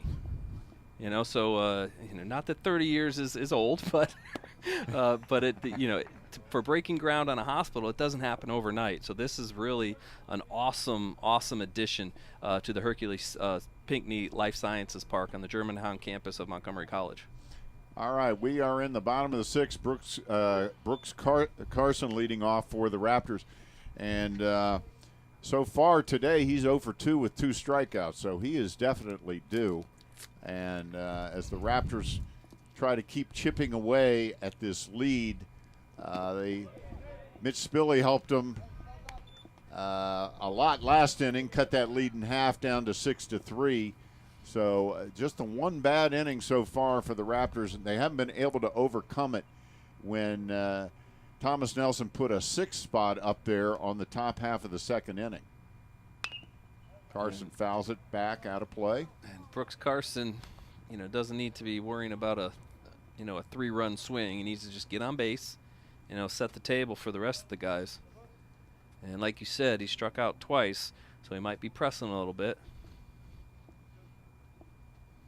But the Raptors have the ability to get back in it. They're clawing their way back in it. This is definitely a team that's not going to say, okay, it's not our day, we're done.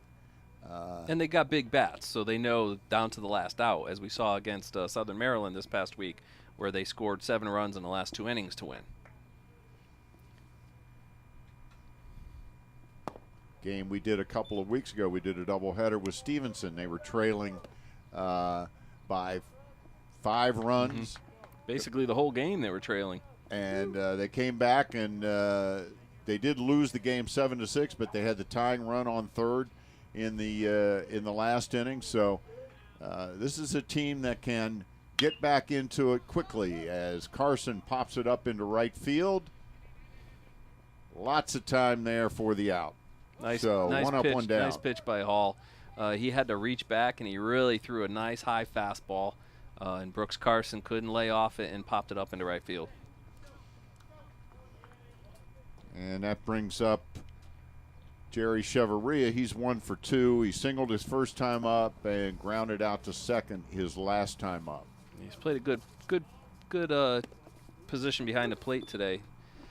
Been knocked around a little bit. He's one of those D1 transfers we were talking about earlier, Marcus. He's a D1 transfer from Southern University. And you could see his skills around the plate, when he's playing backstop. That's D1 skills right there. And he grounds it back to the pitcher for an easy out. So 2 up, 2 down for the Raptors. And that brings up Eddie Peguero. He had an infield single, maybe one of the oddest infield singles we've seen in a while, his first time up. And last time up, he also grounded out to second base.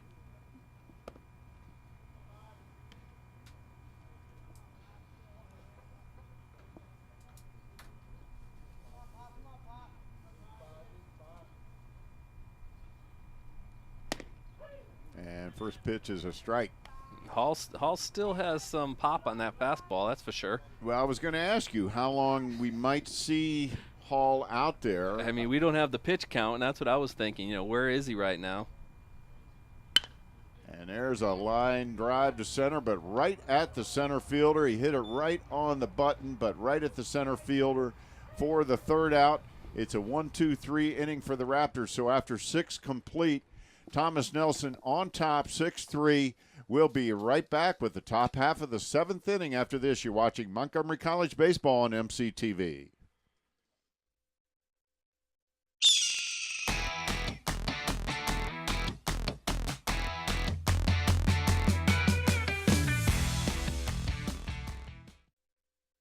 No matter where you're headed, no matter what your age, you'll find it all here at Montgomery College. Small class sizes, over 130 programs of study, seamless transfer options, state-of-the-art facilities, nationally ranked NJCAA athletics. The possibilities are endless at Montgomery College. Apply today.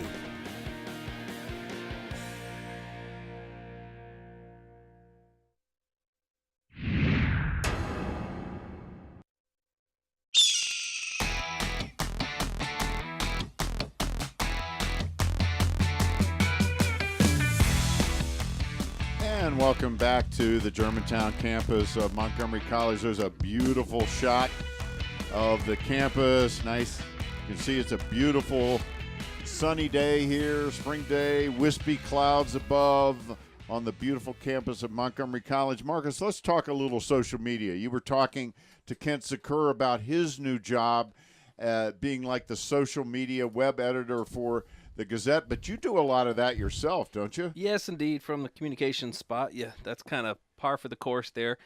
Duties as assigned, I guess you would say. But we're really stepping up our Twitter and our Instagram presence here at Montgomery College. And our buddy in athletics, Mike Simone, he's done a great job over the last couple of years. And really, he's on Twitter and Instagram, and he comes out here with his camera and posts immediate pictures up on Instagram. So, catch up to all the MCTV sports productions, not only on Twitter and Facebook and Instagram, but obviously we have the Raptors YouTube channel. So look us up, take a photo, follow us, and Ground ball base hit there by Teddy Backert right down the line. And, you talk about Mike Simone. He's also helped a lot by George Zuniga. That's Both right. those guys doing a great job on the social media for the Raptors, the Facebook page, the Twitter page, the Twitter feed, Instagram.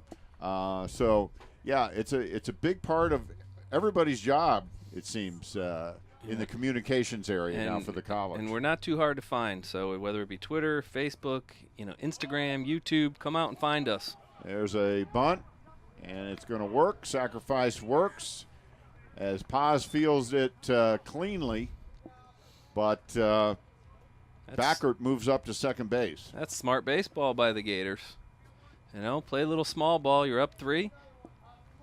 Why not play for a 7-3 game? So let's also talk that not only do we have athletic social media, but we also have college-wide social media, right, Marcus? Absolutely. You can follow us at Twitter at MONTCOLL, which is at MontColl, and that's our Montgomery College Twitter.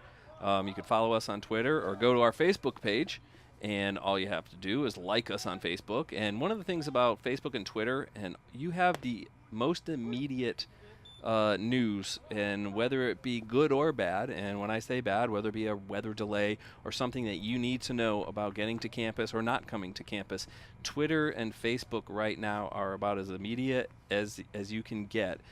So anything you need to know that goes on with campus, and whether it be weather-related delays or anything like that, social media is not only fun, but it's vital at some points in time when we need to use it for communications. All right, we are back to action now. Hertzler is up.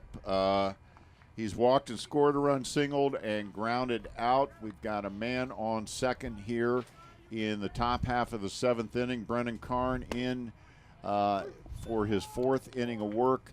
He came in the top of the 4th in relief of Sam Scheinman. He's pitched very well since then. He's done his job exactly as Dan Rasher would want. Put up nothing but zeros on the scoreboard since he came in. He's really kept the Raptors in the game, and he allowed the Raptors to stick around here, and as you could see, Mitch Spilley hits one over the fence, and it's a 6-3 game. And now you have Backert at second base, and he really needs to bear down here, and get out of this inning to keep it at a 3-run game as we go into the 7th, 8th, and 9th. You want to keep it manageable. There's a hard hit foul ball down the right field line. So Backert singled, was sacrificed to second by Julian White. So man on second base, 1 out, top of the 7th inning, 2 balls, 2 strikes to Hertzler.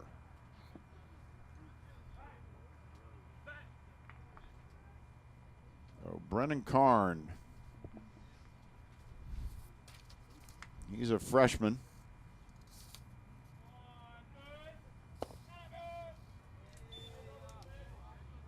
I'm sorry, he's a sophomore out of Northwest High School. You talked about Northwest's athletic program earlier. Here in Germantown. Right down the street. A little bit down 118 from Seneca Valley, which is right across the street.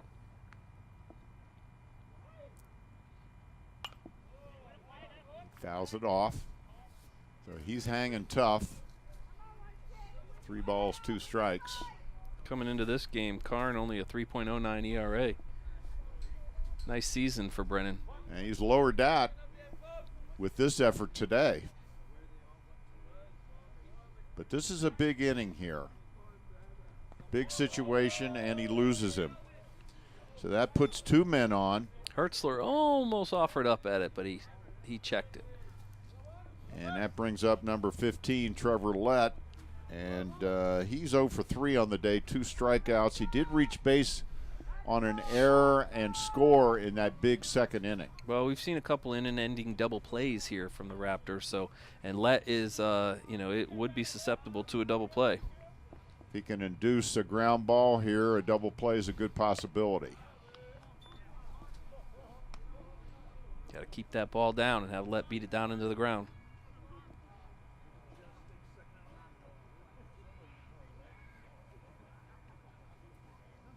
Two on, 1 out. He swings, actually got a piece of that one.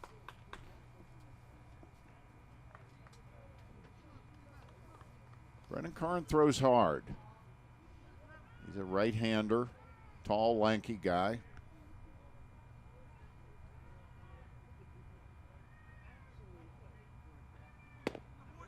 Nice pitch. And right on the outside corner. Now he's got a chance, 1 and 2 to Lett to make him do something here. Get him out of this inning. Lett will have to, he took a close one. That was a pretty close pitch when you're down in the count, 1 ball, 2 strikes. And Chavarria is framing that ball as best he can. That evens the count at 2. And then he beats it into the ground, but that is going to be tough. But again, Lett's speed allows Karn to take his time and throw him out at first base, or should I say lack of speed. Right. Well, I mean, that wasn't the ground ball that MC wanted, but he hit it probably right up off the plate, and obviously Karn had the wherewithal to know that he's got some time, and he threw Lett out by plenty of time at first base. But it's in effect a sacrifice. And there's two guys sitting on second and third right now. And that brings up Williams, and he's got a single, a walk, and a strikeout. He's also scored a run. So he has inflicted some damage on the Raptors. So 2 outs here. This is a key batter. Nice pitch. Boy, that tailing fastball came right up in on the hands to Williams. Boy, that was a tough pitch to hit. And he obviously didn't hit it. No balls, 2 strikes now. Time called.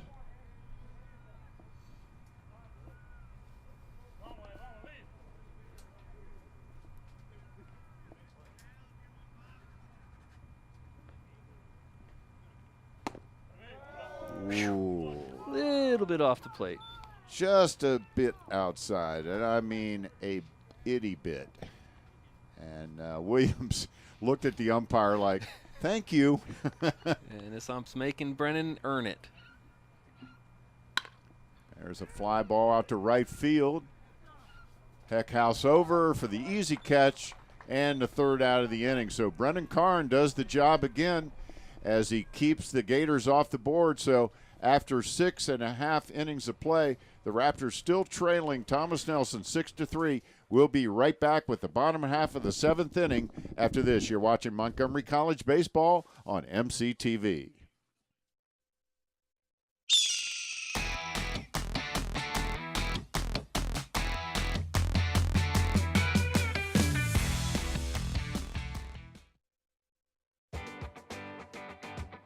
Okay, look at this graphic.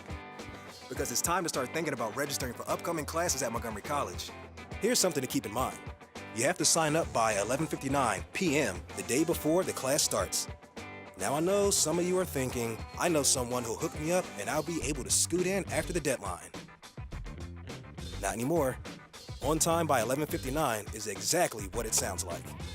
Do you have 30 credits or more? Good. You can get priority registration so you can sign up a full week before everyone else, helping you complete your academic program right on schedule. Don't wait till the last minute. Register early to apply for financial aid, meet with advisors, and get your books. Beat the deadline. Register for classes at Montgomery College on time by 11:59.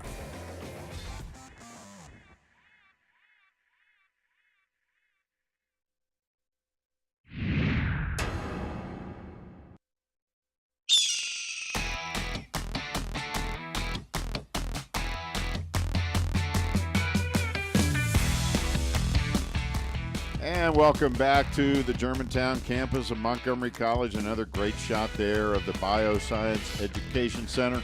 We're entering the bottom half of the seventh inning. The Raptors trailing 6-3 over Thomas Nelson. And, you know, we've been talking about the postseason coming up. There you see the banner on the outfield wall with all the championships that have been won in recent years here, the Region 20 championships by the Raptors baseball program. There's a whole lot of years up there. It really is. And, you know, at this level, the junior college level, you know when you're in Montgomery County that if you come to play baseball for the Raptors, you got a chance of going to the, you know, World Series. And if you look at all those Region 20 champions up there, that's big time. There's not many junior colleges in the country that can point to banners like that. No, very impressive, and of course they would like to put another number up there, a 2015. Durkin gives it a ride to right.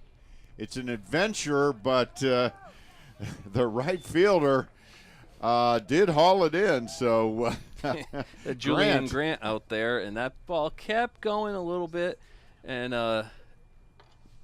as Durkin gave it a ride. Almost found our little version of pesky pole around there, but not quite. And there he goes, right up near the wall. So one pitch, one out. I was going to say that's just a long out. Yep. For Russell Hall. That makes Durkin 0 for 3 on the day. That brings up Stuart Paz. He's grounded out both times up. Played a good, solid third base, however. So he's contributed on the glove side. And Paz is a freshman out of Eastern View, Virginia. Criminal justice major. That's another strong program here at Montgomery College. And it's growing, and we've got partnerships with a lot of the federal organizations down in D.C., a lot of articulation agreements with the University of Maryland. Pop up to first, let under it, and he makes the easy catch for out number 2. So 2 up, 2 down here for the Raptors in the bottom of the 7th.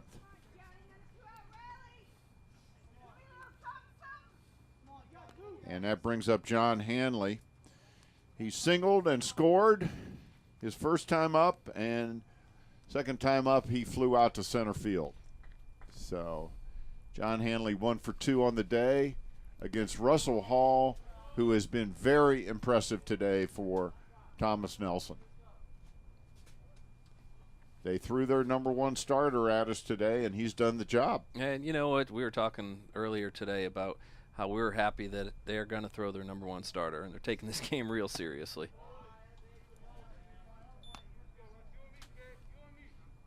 And they're going to look at this as a watershed game for this program, I have a feeling. No matter how it turns out, they've played very well. And they're going to have it on YouTube, and they're going to be able to share it with friends and family and say, hey, look at us. And we're on TV. And kids they're recruiting. That's true. Yep. So John Hanley, head in the count, 2 balls, 1 strike. Damascus High grad. He chops it to third. Long throw, but Lett is there with the reach to make the grab. And 3 up, 3 down, an easy inning for Russell Hall. So after 7 complete innings of play, it's 6-3, the Raptors trailing. And we'll be right back with the top half of the 8th inning after this.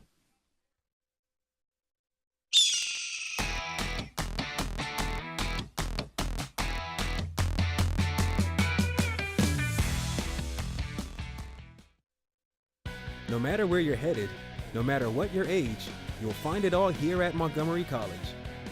Small class sizes, flexible scheduling, over 130 programs of study, award-winning faculty, nationally ranked NJCAA athletics. The possibilities are endless at Montgomery College. Apply today.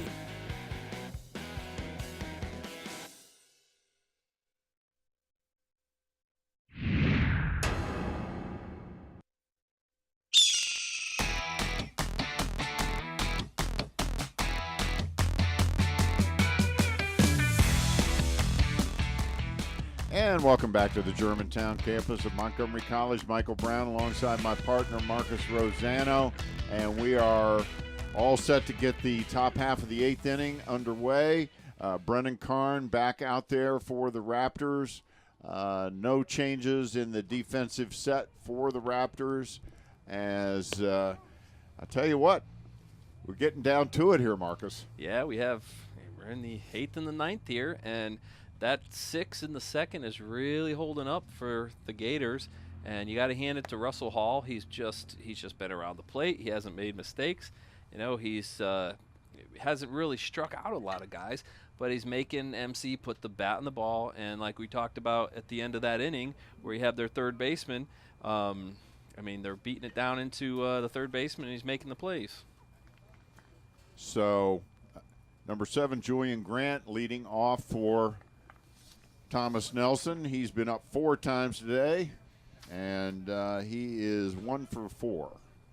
Scored a run in that big second inning. Last time up, he struck out.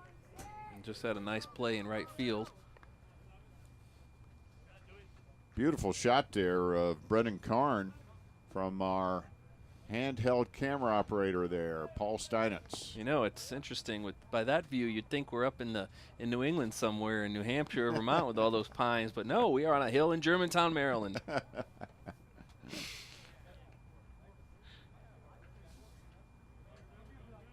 So our handheld guy there, Paul Steinitz, a graduate of Montgomery College and the television program. He worked with us, and he just about got killed there by a foul ball. It bounced right over his head. And he did not flinch, but Nope. he didn't see it, but he did not flinch. He held that shot. Good shot of Paul. Paul, while you're there, you should probably keep your head down. Give that man a helmet. So 2 balls, 2 strikes, nobody out, top of the 8th inning. Raptors trailing 6-3.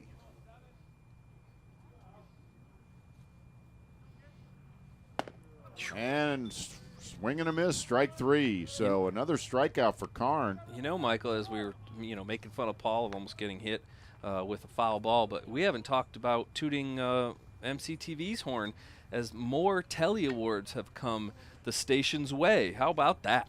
Yeah, we're pretty excited about that. The station recently won 4 Telly Awards for athletic broadcasts. That is correct.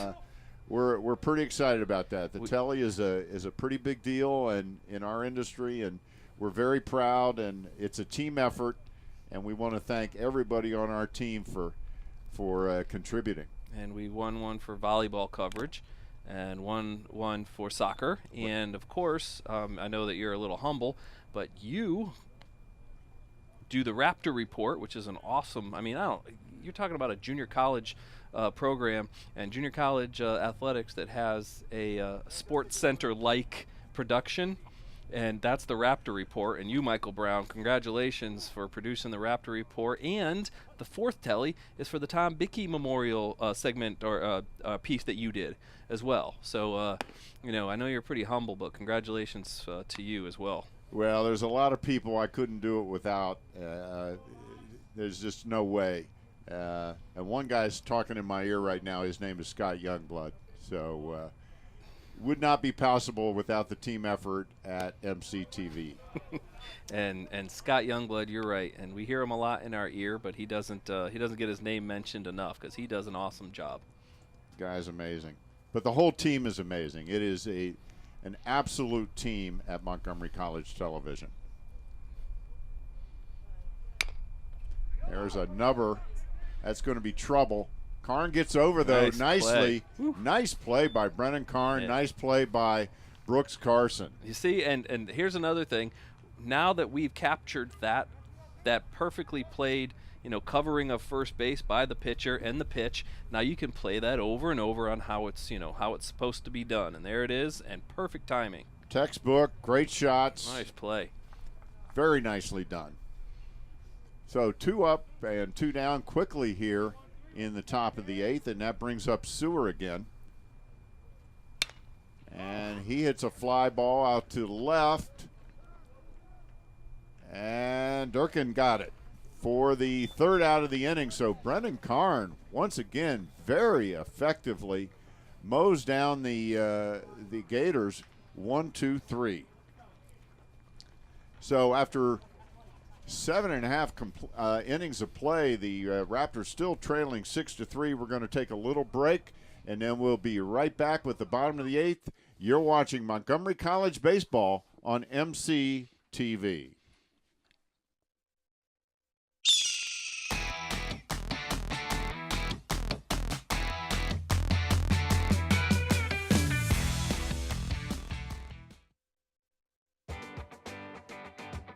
Okay, look at this graphic. Because it's time to start thinking about registering for upcoming classes at Montgomery College. Here's something to keep in mind. You have to sign up by 11:59 p.m. the day before the class starts. Now I know some of you are thinking, I know someone who'll hook me up and I'll be able to scoot in after the deadline. Not anymore. On time by 11:59 is exactly what it sounds like. Do you have 30 credits or more? Good. You can get priority registration, so you can sign up a full week before everyone else, helping you complete your academic program right on schedule. Don't wait till the last minute. Register early to apply for financial aid, meet with advisors, and get your books. Beat the deadline. Register for classes at Montgomery College on time by 11:59.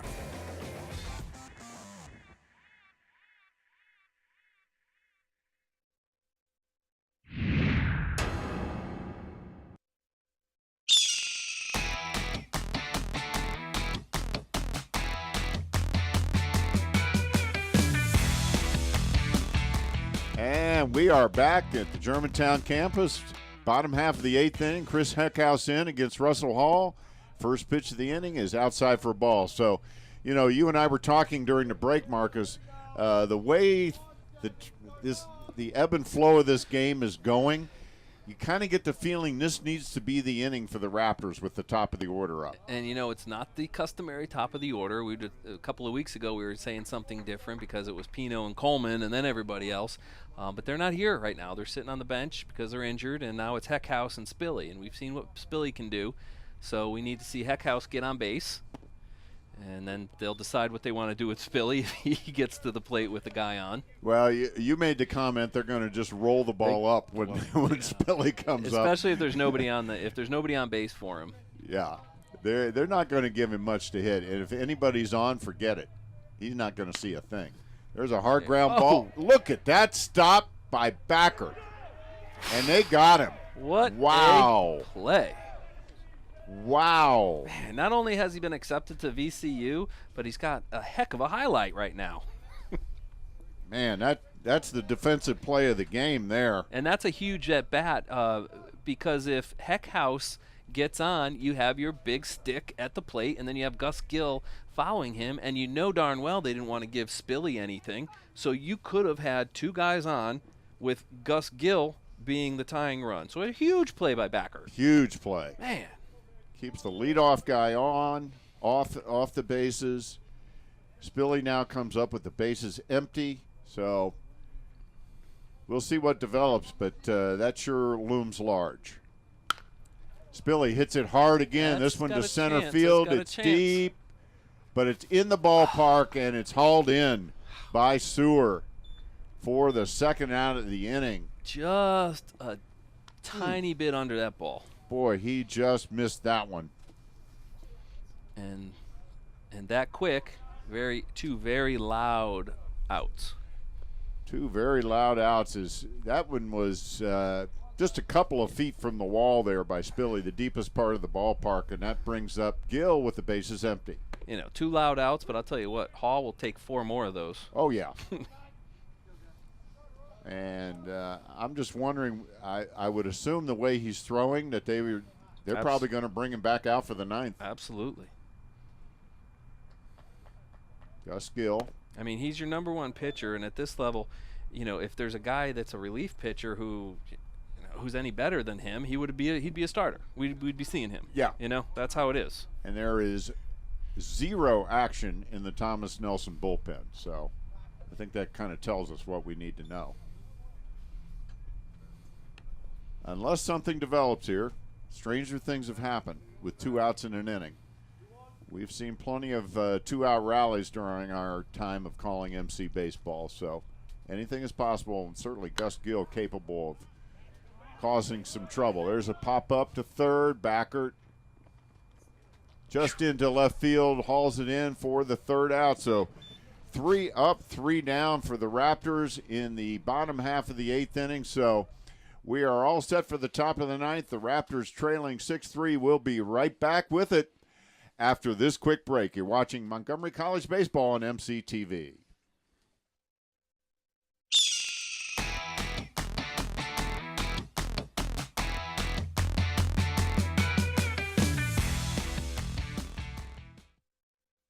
No matter where you're headed, no matter what your age, you'll find it all here at Montgomery College. Small class sizes, over 130 programs of study, seamless transfer options, state-of-the-art facilities, nationally ranked NJCAA athletics. The possibilities are endless at Montgomery College. Apply today.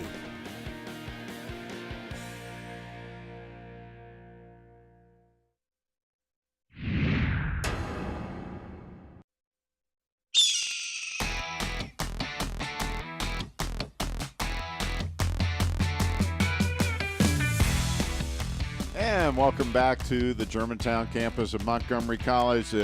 Get a good shot there. Brennan Karn getting his last warm-up tosses in before the top of the 9th inning. The Raptors trailing 6-3.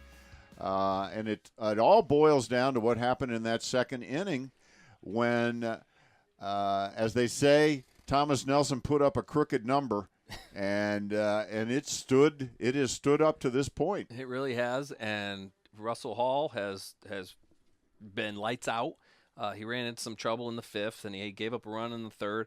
His defense has been fantastic behind him. The third baseman we talk about, Backert, who just made a fantastic play in the inning before, and he caught the pop-up to end the 8th inning. There's a ground ball to our third baseman, Stuart Paz, a long throw, and a nice scoop there by Brooks Carson at first to get the out. Ooh, that's a great play by Brooks Carson. That was a hard hop. And that wasn't even a backhanded hop. A forehanded hop is even harder than a backhanded hop. Let's get a look at that one. Beautiful.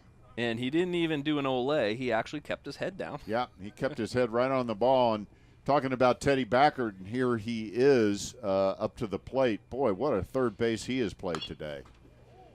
Well, he can, with a nice base hit here, he can really, stamp his name on this ball game. Well, he's got 2 hits, a couple of RBIs. I guess you can say he's already stamped his name. Also got on when he was hit by a pitch, so he's been on 3 of the 4 times he's been up to the plate, and he's got 2 ribbies to boot, and he's played a flawless third base. And he swings through that one. So, and this is of course the guy we were talking about earlier that does all the commuting, and obviously a very motivated kid. So 4.0 grade point average and a heck of a ball player. It's a nice combination. He fouls it off. So Brendan Carr now into his 5th inning of work. And he replaced Sam Scheinman in the 4th inning, and he's put up nothing but zeros since then. He has certainly done his job. Definitely. Brennan Karn has he's been a really bright spot for this Raptors team today. There's a single into left field. So I'll tell you what, Teddy Backert has had a day. Yes, he has, and that was a nice hit, and he just hung in there on the curveball. The slow curve came right into his wheelhouse, and he just dropped the bat head and puts it out into left field. Nice piece of hitting there. We get a good look at it. And so Backert now with his 3rd hit of the day, and that brings up number 22, Julian White.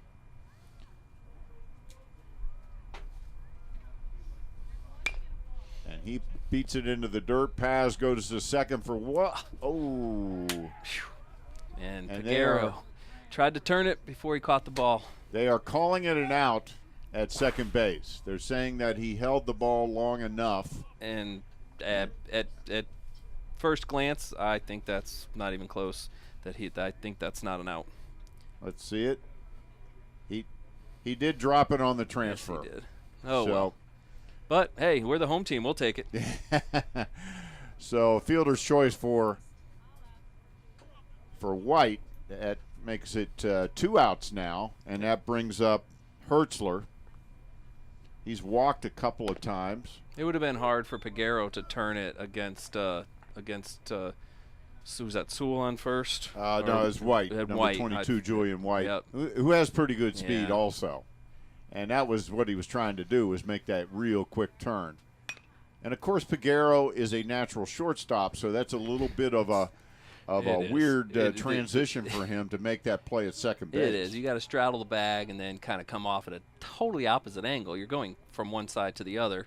The turn from the shortstop is easier. I'm sorry. It's much easier because you're going towards first base. Your momentum is carrying you in that direction, yeah. So there's a pop-up to left. Actually, Peguero out in shallow right to make the catch and for the 3rd out. So we're going to keep it right here as we get ready for the ultimate inning here, the bottom of the 9th. Raptors trailing 6-3. I'll tell you what, Brennan Karn has earned himself a gold medal for today's efforts as he's held Thomas Nelson down, put nothing but goose eggs up there, but it's all up to the Raptors bats now, and they're going to be facing Russell Hall, who's going to be trying to pitch a 9-inning complete game. That's something you don't see a whole lot of at this level. Complete game, and it's against a team that they actually just got back from New York against the number 2 team in the country. They played Sullivan. I mean, these are real good baseball teams that MC is playing this year. And this young man comes all the way out from Newport News or Williamsburg or Hampton area. I guess you call it the Tidewater area. And here he is, 3 outs away from throwing a complete game. Yep, he's from Smithfield, Virginia, and he has pitched very, very well today. Other than Mitch Spilley and his 2-run homer and the run the Raptors tacked on there in the 3rd, he has held the Raptors at bay. And Brooks Carson is certainly an embodiment of that. He is 0 for 3 on the day, 2 strikeouts, and a fly out to right field. I'll tell you what, 3 outs. They're 3 outs away from having one heck of a cool bus ride home. Well, they had some trouble getting up here. They had some bus issues on the way up, but they did make it, and they have played very well. So Brooks Carson leading it off here. Going to try to get something going for the Raptors. Jerry Chevarria is on deck, and then he'll be followed by Eddie Peguero. So, and Brooks Carson is very due just to get on base. He's played a great first base today. He has. And he takes a strike. So he's quickly behind in the count. No balls and 2 strikes. Made some very fine plays at first. We just saw one last inning on that scoop. He keeps it alive by catching a piece of it. Hall doesn't waste any time. As soon as the batter gets set in the box, he's coming. No, he's a very efficient worker. I mean, he's ready right now, and he's waiting for that umpire signal, and off he goes. And Carson hits it hard to left. It's going. It is gone. Into the trees. A home run for Brooks Carson. Yeah, there was no doubt about that, Michael Brown. That looked to be a hanging curveball. And Brooks Carson had his eye down on it, and off it went. We've seen that power. Boy, that was a long home run. No doubt about it. Shot from Brooks Carson. And, of course, that cuts the lead to 6-4. So the Raptors not quite ready to go quietly off into the night. Man, that was one of those 118 moon shots. Boy, that got out of here in a hurry. Left fielder basically just waved at it. Took a couple of steps. And there you could see Hall ready to pitch, and before he even got the signal that time. He is eager. He wants this 3 outs. And now Chavarria is messing with him a little bit, showing bunt. And we know Jerry's not going to lay one down right here. He is 1 for 3 on the day. A single and 2 ground outs. So he wants to keep it going here for the Raptors. Nobody out. Bottom of the 9th inning. Raptors trailing 6-4. They edged a little closer on a leadoff home run from Brooks Carson. There's a hard hit ball to center field, but right at the center fielder by Jerry Chevalier. Hit it right on the nose, but right at the center fielder. He only had to take a couple of steps. You know, they've been on a couple of balls that have gone straight to the outfielders. Haven't found the gaps today. Get another look at that. Got the bat head on the ball, right to the center fielder, though. So Eddie Peguero up now. And he had an infield signal and a ground out and a fly out. So he is 1 for 3 on the day. And he would like nothing better than to get on base any way he can.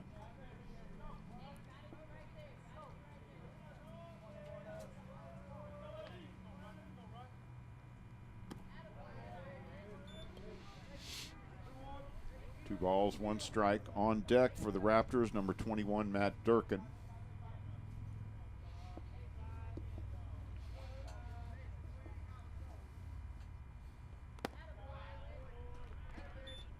Pressing a little bit, I see in Hall's face. You know, he's probably trying to overthrow a little bit. I'm sure he's tired, so he needs to really get a little bit more behind him because he thinks his velocity's down. Well, it's his ball game to win or lose as he walks Peguero, because there is no action right now in the bullpen. Well, you know, you're right. It's his game to lose or win. And I don't see Chad Smith making any moves towards sending somebody out to the bullpen. So he has put this game squarely on the shoulders of Russell Hall with Matt Durkin up, Eddie Peguero on first. Peguero walked with 1 out. And Durkin is 0 for 3 on the day, a strikeout and a couple of flyouts. He's one who's hit the ball on the button. Last time up, he hit it hard to right field, but it was run down by the right fielder.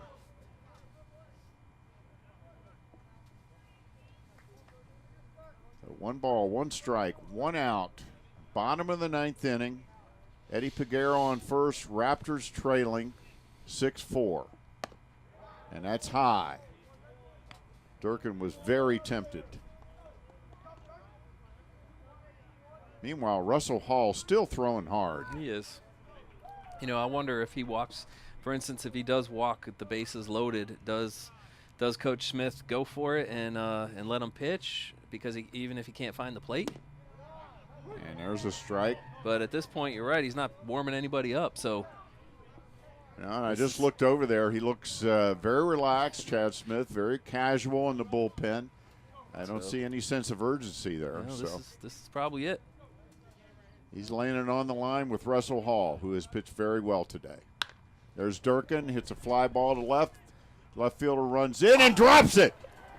He dropped the ball off his glove. And So Durkin is on through an error, and that puts Peguero on second. Of course, he had to hold up because it looked like a routine fly ball. It really did. I think C.J. Landrum actually took his eye off the ball to see where the runner on first had gone. And that's obviously an error, but I just think he picked his head up a little bit. I mean, that runner on first base means nothing.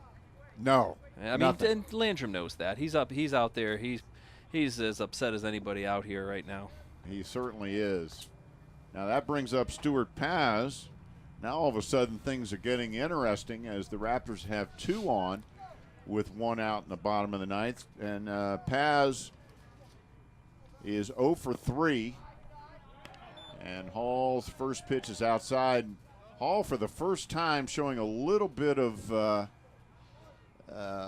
stress. A little upset with himself. Wanted that ball back very quickly. Didn't like that pitch. Outside. Ooh, that time he caught the corner. You know, and Durkin can run a little bit, so if Paz can find a gap, we might be looking at a 6-6 game. Peguero's certainly a good runner. And there's Paz, base hit, left field. And they're going to hold the runner at third as the left fielder, Landrum, got to it very quickly.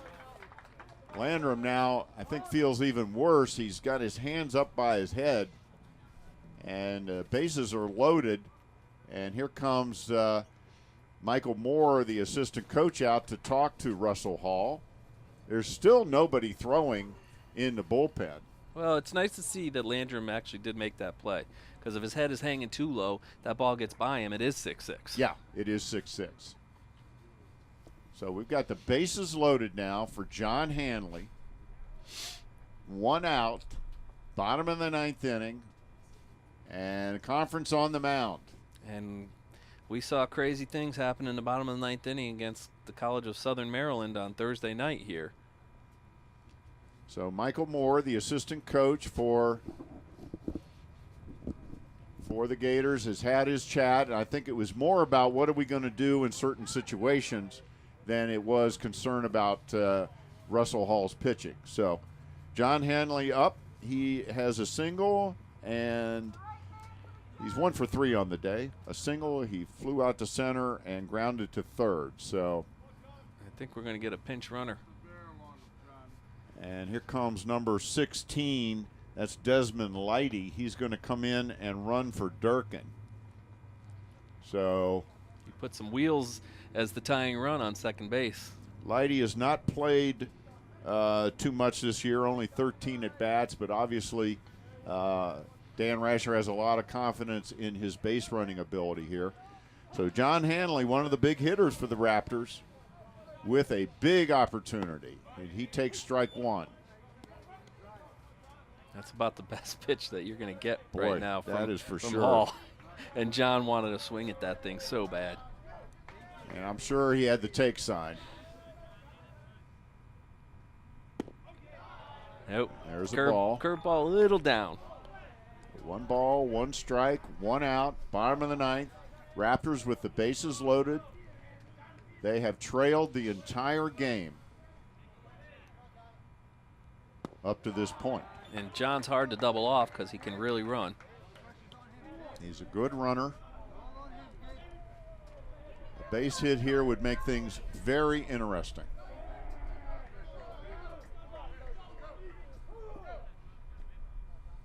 There's the pitch. Down low again. That was close. And Hall just puts his head up in the air and says, "What are you doing to me, Blue?" So 3 balls, 1 strike, 1 out. And John Hanley says, "I knew the ball was down." And ball 4, and that walks in a run. A bases loaded walk scores Eddie Peguero, and that cuts the lead to 1 run now to 6-5. So Peguero scores. Of course, that walk that allowed Peguero to get on base comes back to haunt him. There's Heckhouse with a ground ball. It gets past Paz. The tying run scores. I'm sorry, by Backer. as Backert could not field it cleanly. It was a hard hit ground ball by Chris Heckhouse. I think he caught that with his knee. Yeah, he came up limping there. Yeah, and it was a hard hit ball, so he basically saved the game by staying in front of the ball. Now the game is tied. As Lighty scores. I mean, Hanley lit that ball up. And that brings up Mitch Spilley, men on first and second. 2 out. Game. There is a base hit, and the Raptors have won the ball game. As John Hanley comes in to score, as Mitch Spilley hits a single, a walk-off single, and the Raptors put up 4 runs in the bottom of the 9th inning to pull this one out 7-6 over a very stunned and very disappointed Thomas Nelson Community College baseball team. And, you can't help but feel a little bit sorry for Thomas Nelson here. They played so well today. Absolutely. Absolutely. I mean, they really wanted this game. This was a big game to them. They played great, but the Raptors are the Raptors. They're Montgomery College. It's the big-time baseball program, and you can't keep these bats down for long. And there you see a 4 spot in the bottom of the 9th inning and a 7-6 victory. Wow, as Brennan Karn is going to be your winning pitcher, and as he just went through the handshake line, he looks like he's about 12 years old, but he's a young-looking he guy. is standing tall today as he pitched 5 shutout innings to pick up the win for the Raptors. Mitch Spilley drives in the winning run. Mitch Spilley also with a 2-run home run today. So what a comeback win for Montgomery College. And we have to pick one at the end of this game, and I have there's a lot of guys that could be the player of the game, but I think we're going to have to give it to Brennan Karn because he really settled everybody down as the player of the game, and what an awesome pitching performance by this young guy from right down the street in Northwest High School. Boy, I'm looking at his picture. He looks younger than I thought he did. I mean, but what a job. He was a man on the hill today as he, Thomas Nelson puts up a 6 spot in the 2nd inning, and then all you see for the rest of the scoreboard for Thomas Nelson is zeros, and that's because of Brendan Karn, who came in. Keep in mind, this was a kid who was not feeling well yesterday. He went home sick, and they weren't even sure he would play today. And what's he do? He comes in and pitches shutout ball to get the win for the Raptors with a big assist from Mitch Spilley with a 2-run homer, and then the game-winning single in the bottom of the 9th, and then of course Brooks Carson with that leadoff home run here in the bottom of the 9th. And the hard luck loser for Thomas Nelson is Russell Hall, who really did not deserve the fate that befell him. No, that young man is a bulldog on the mound, and he pitched hard, and he pitched a great game. And hats off to the Thomas Nelson Community College baseball team. They made a long trip from down there in the Tidewater area, and they played a great game, but they represented really, really well. I'm very proud of watching this game today, and, of course, the home team wins. So, great day. Big win for Montgomery College. They wrap it up with a 4-run rally in the bottom of the 9th to pull it out 7-6. For my partner, Marcus Rosano, for everyone on the hard-working MCTV production crew, we want to thank you so much for watching Montgomery College baseball on MCTV.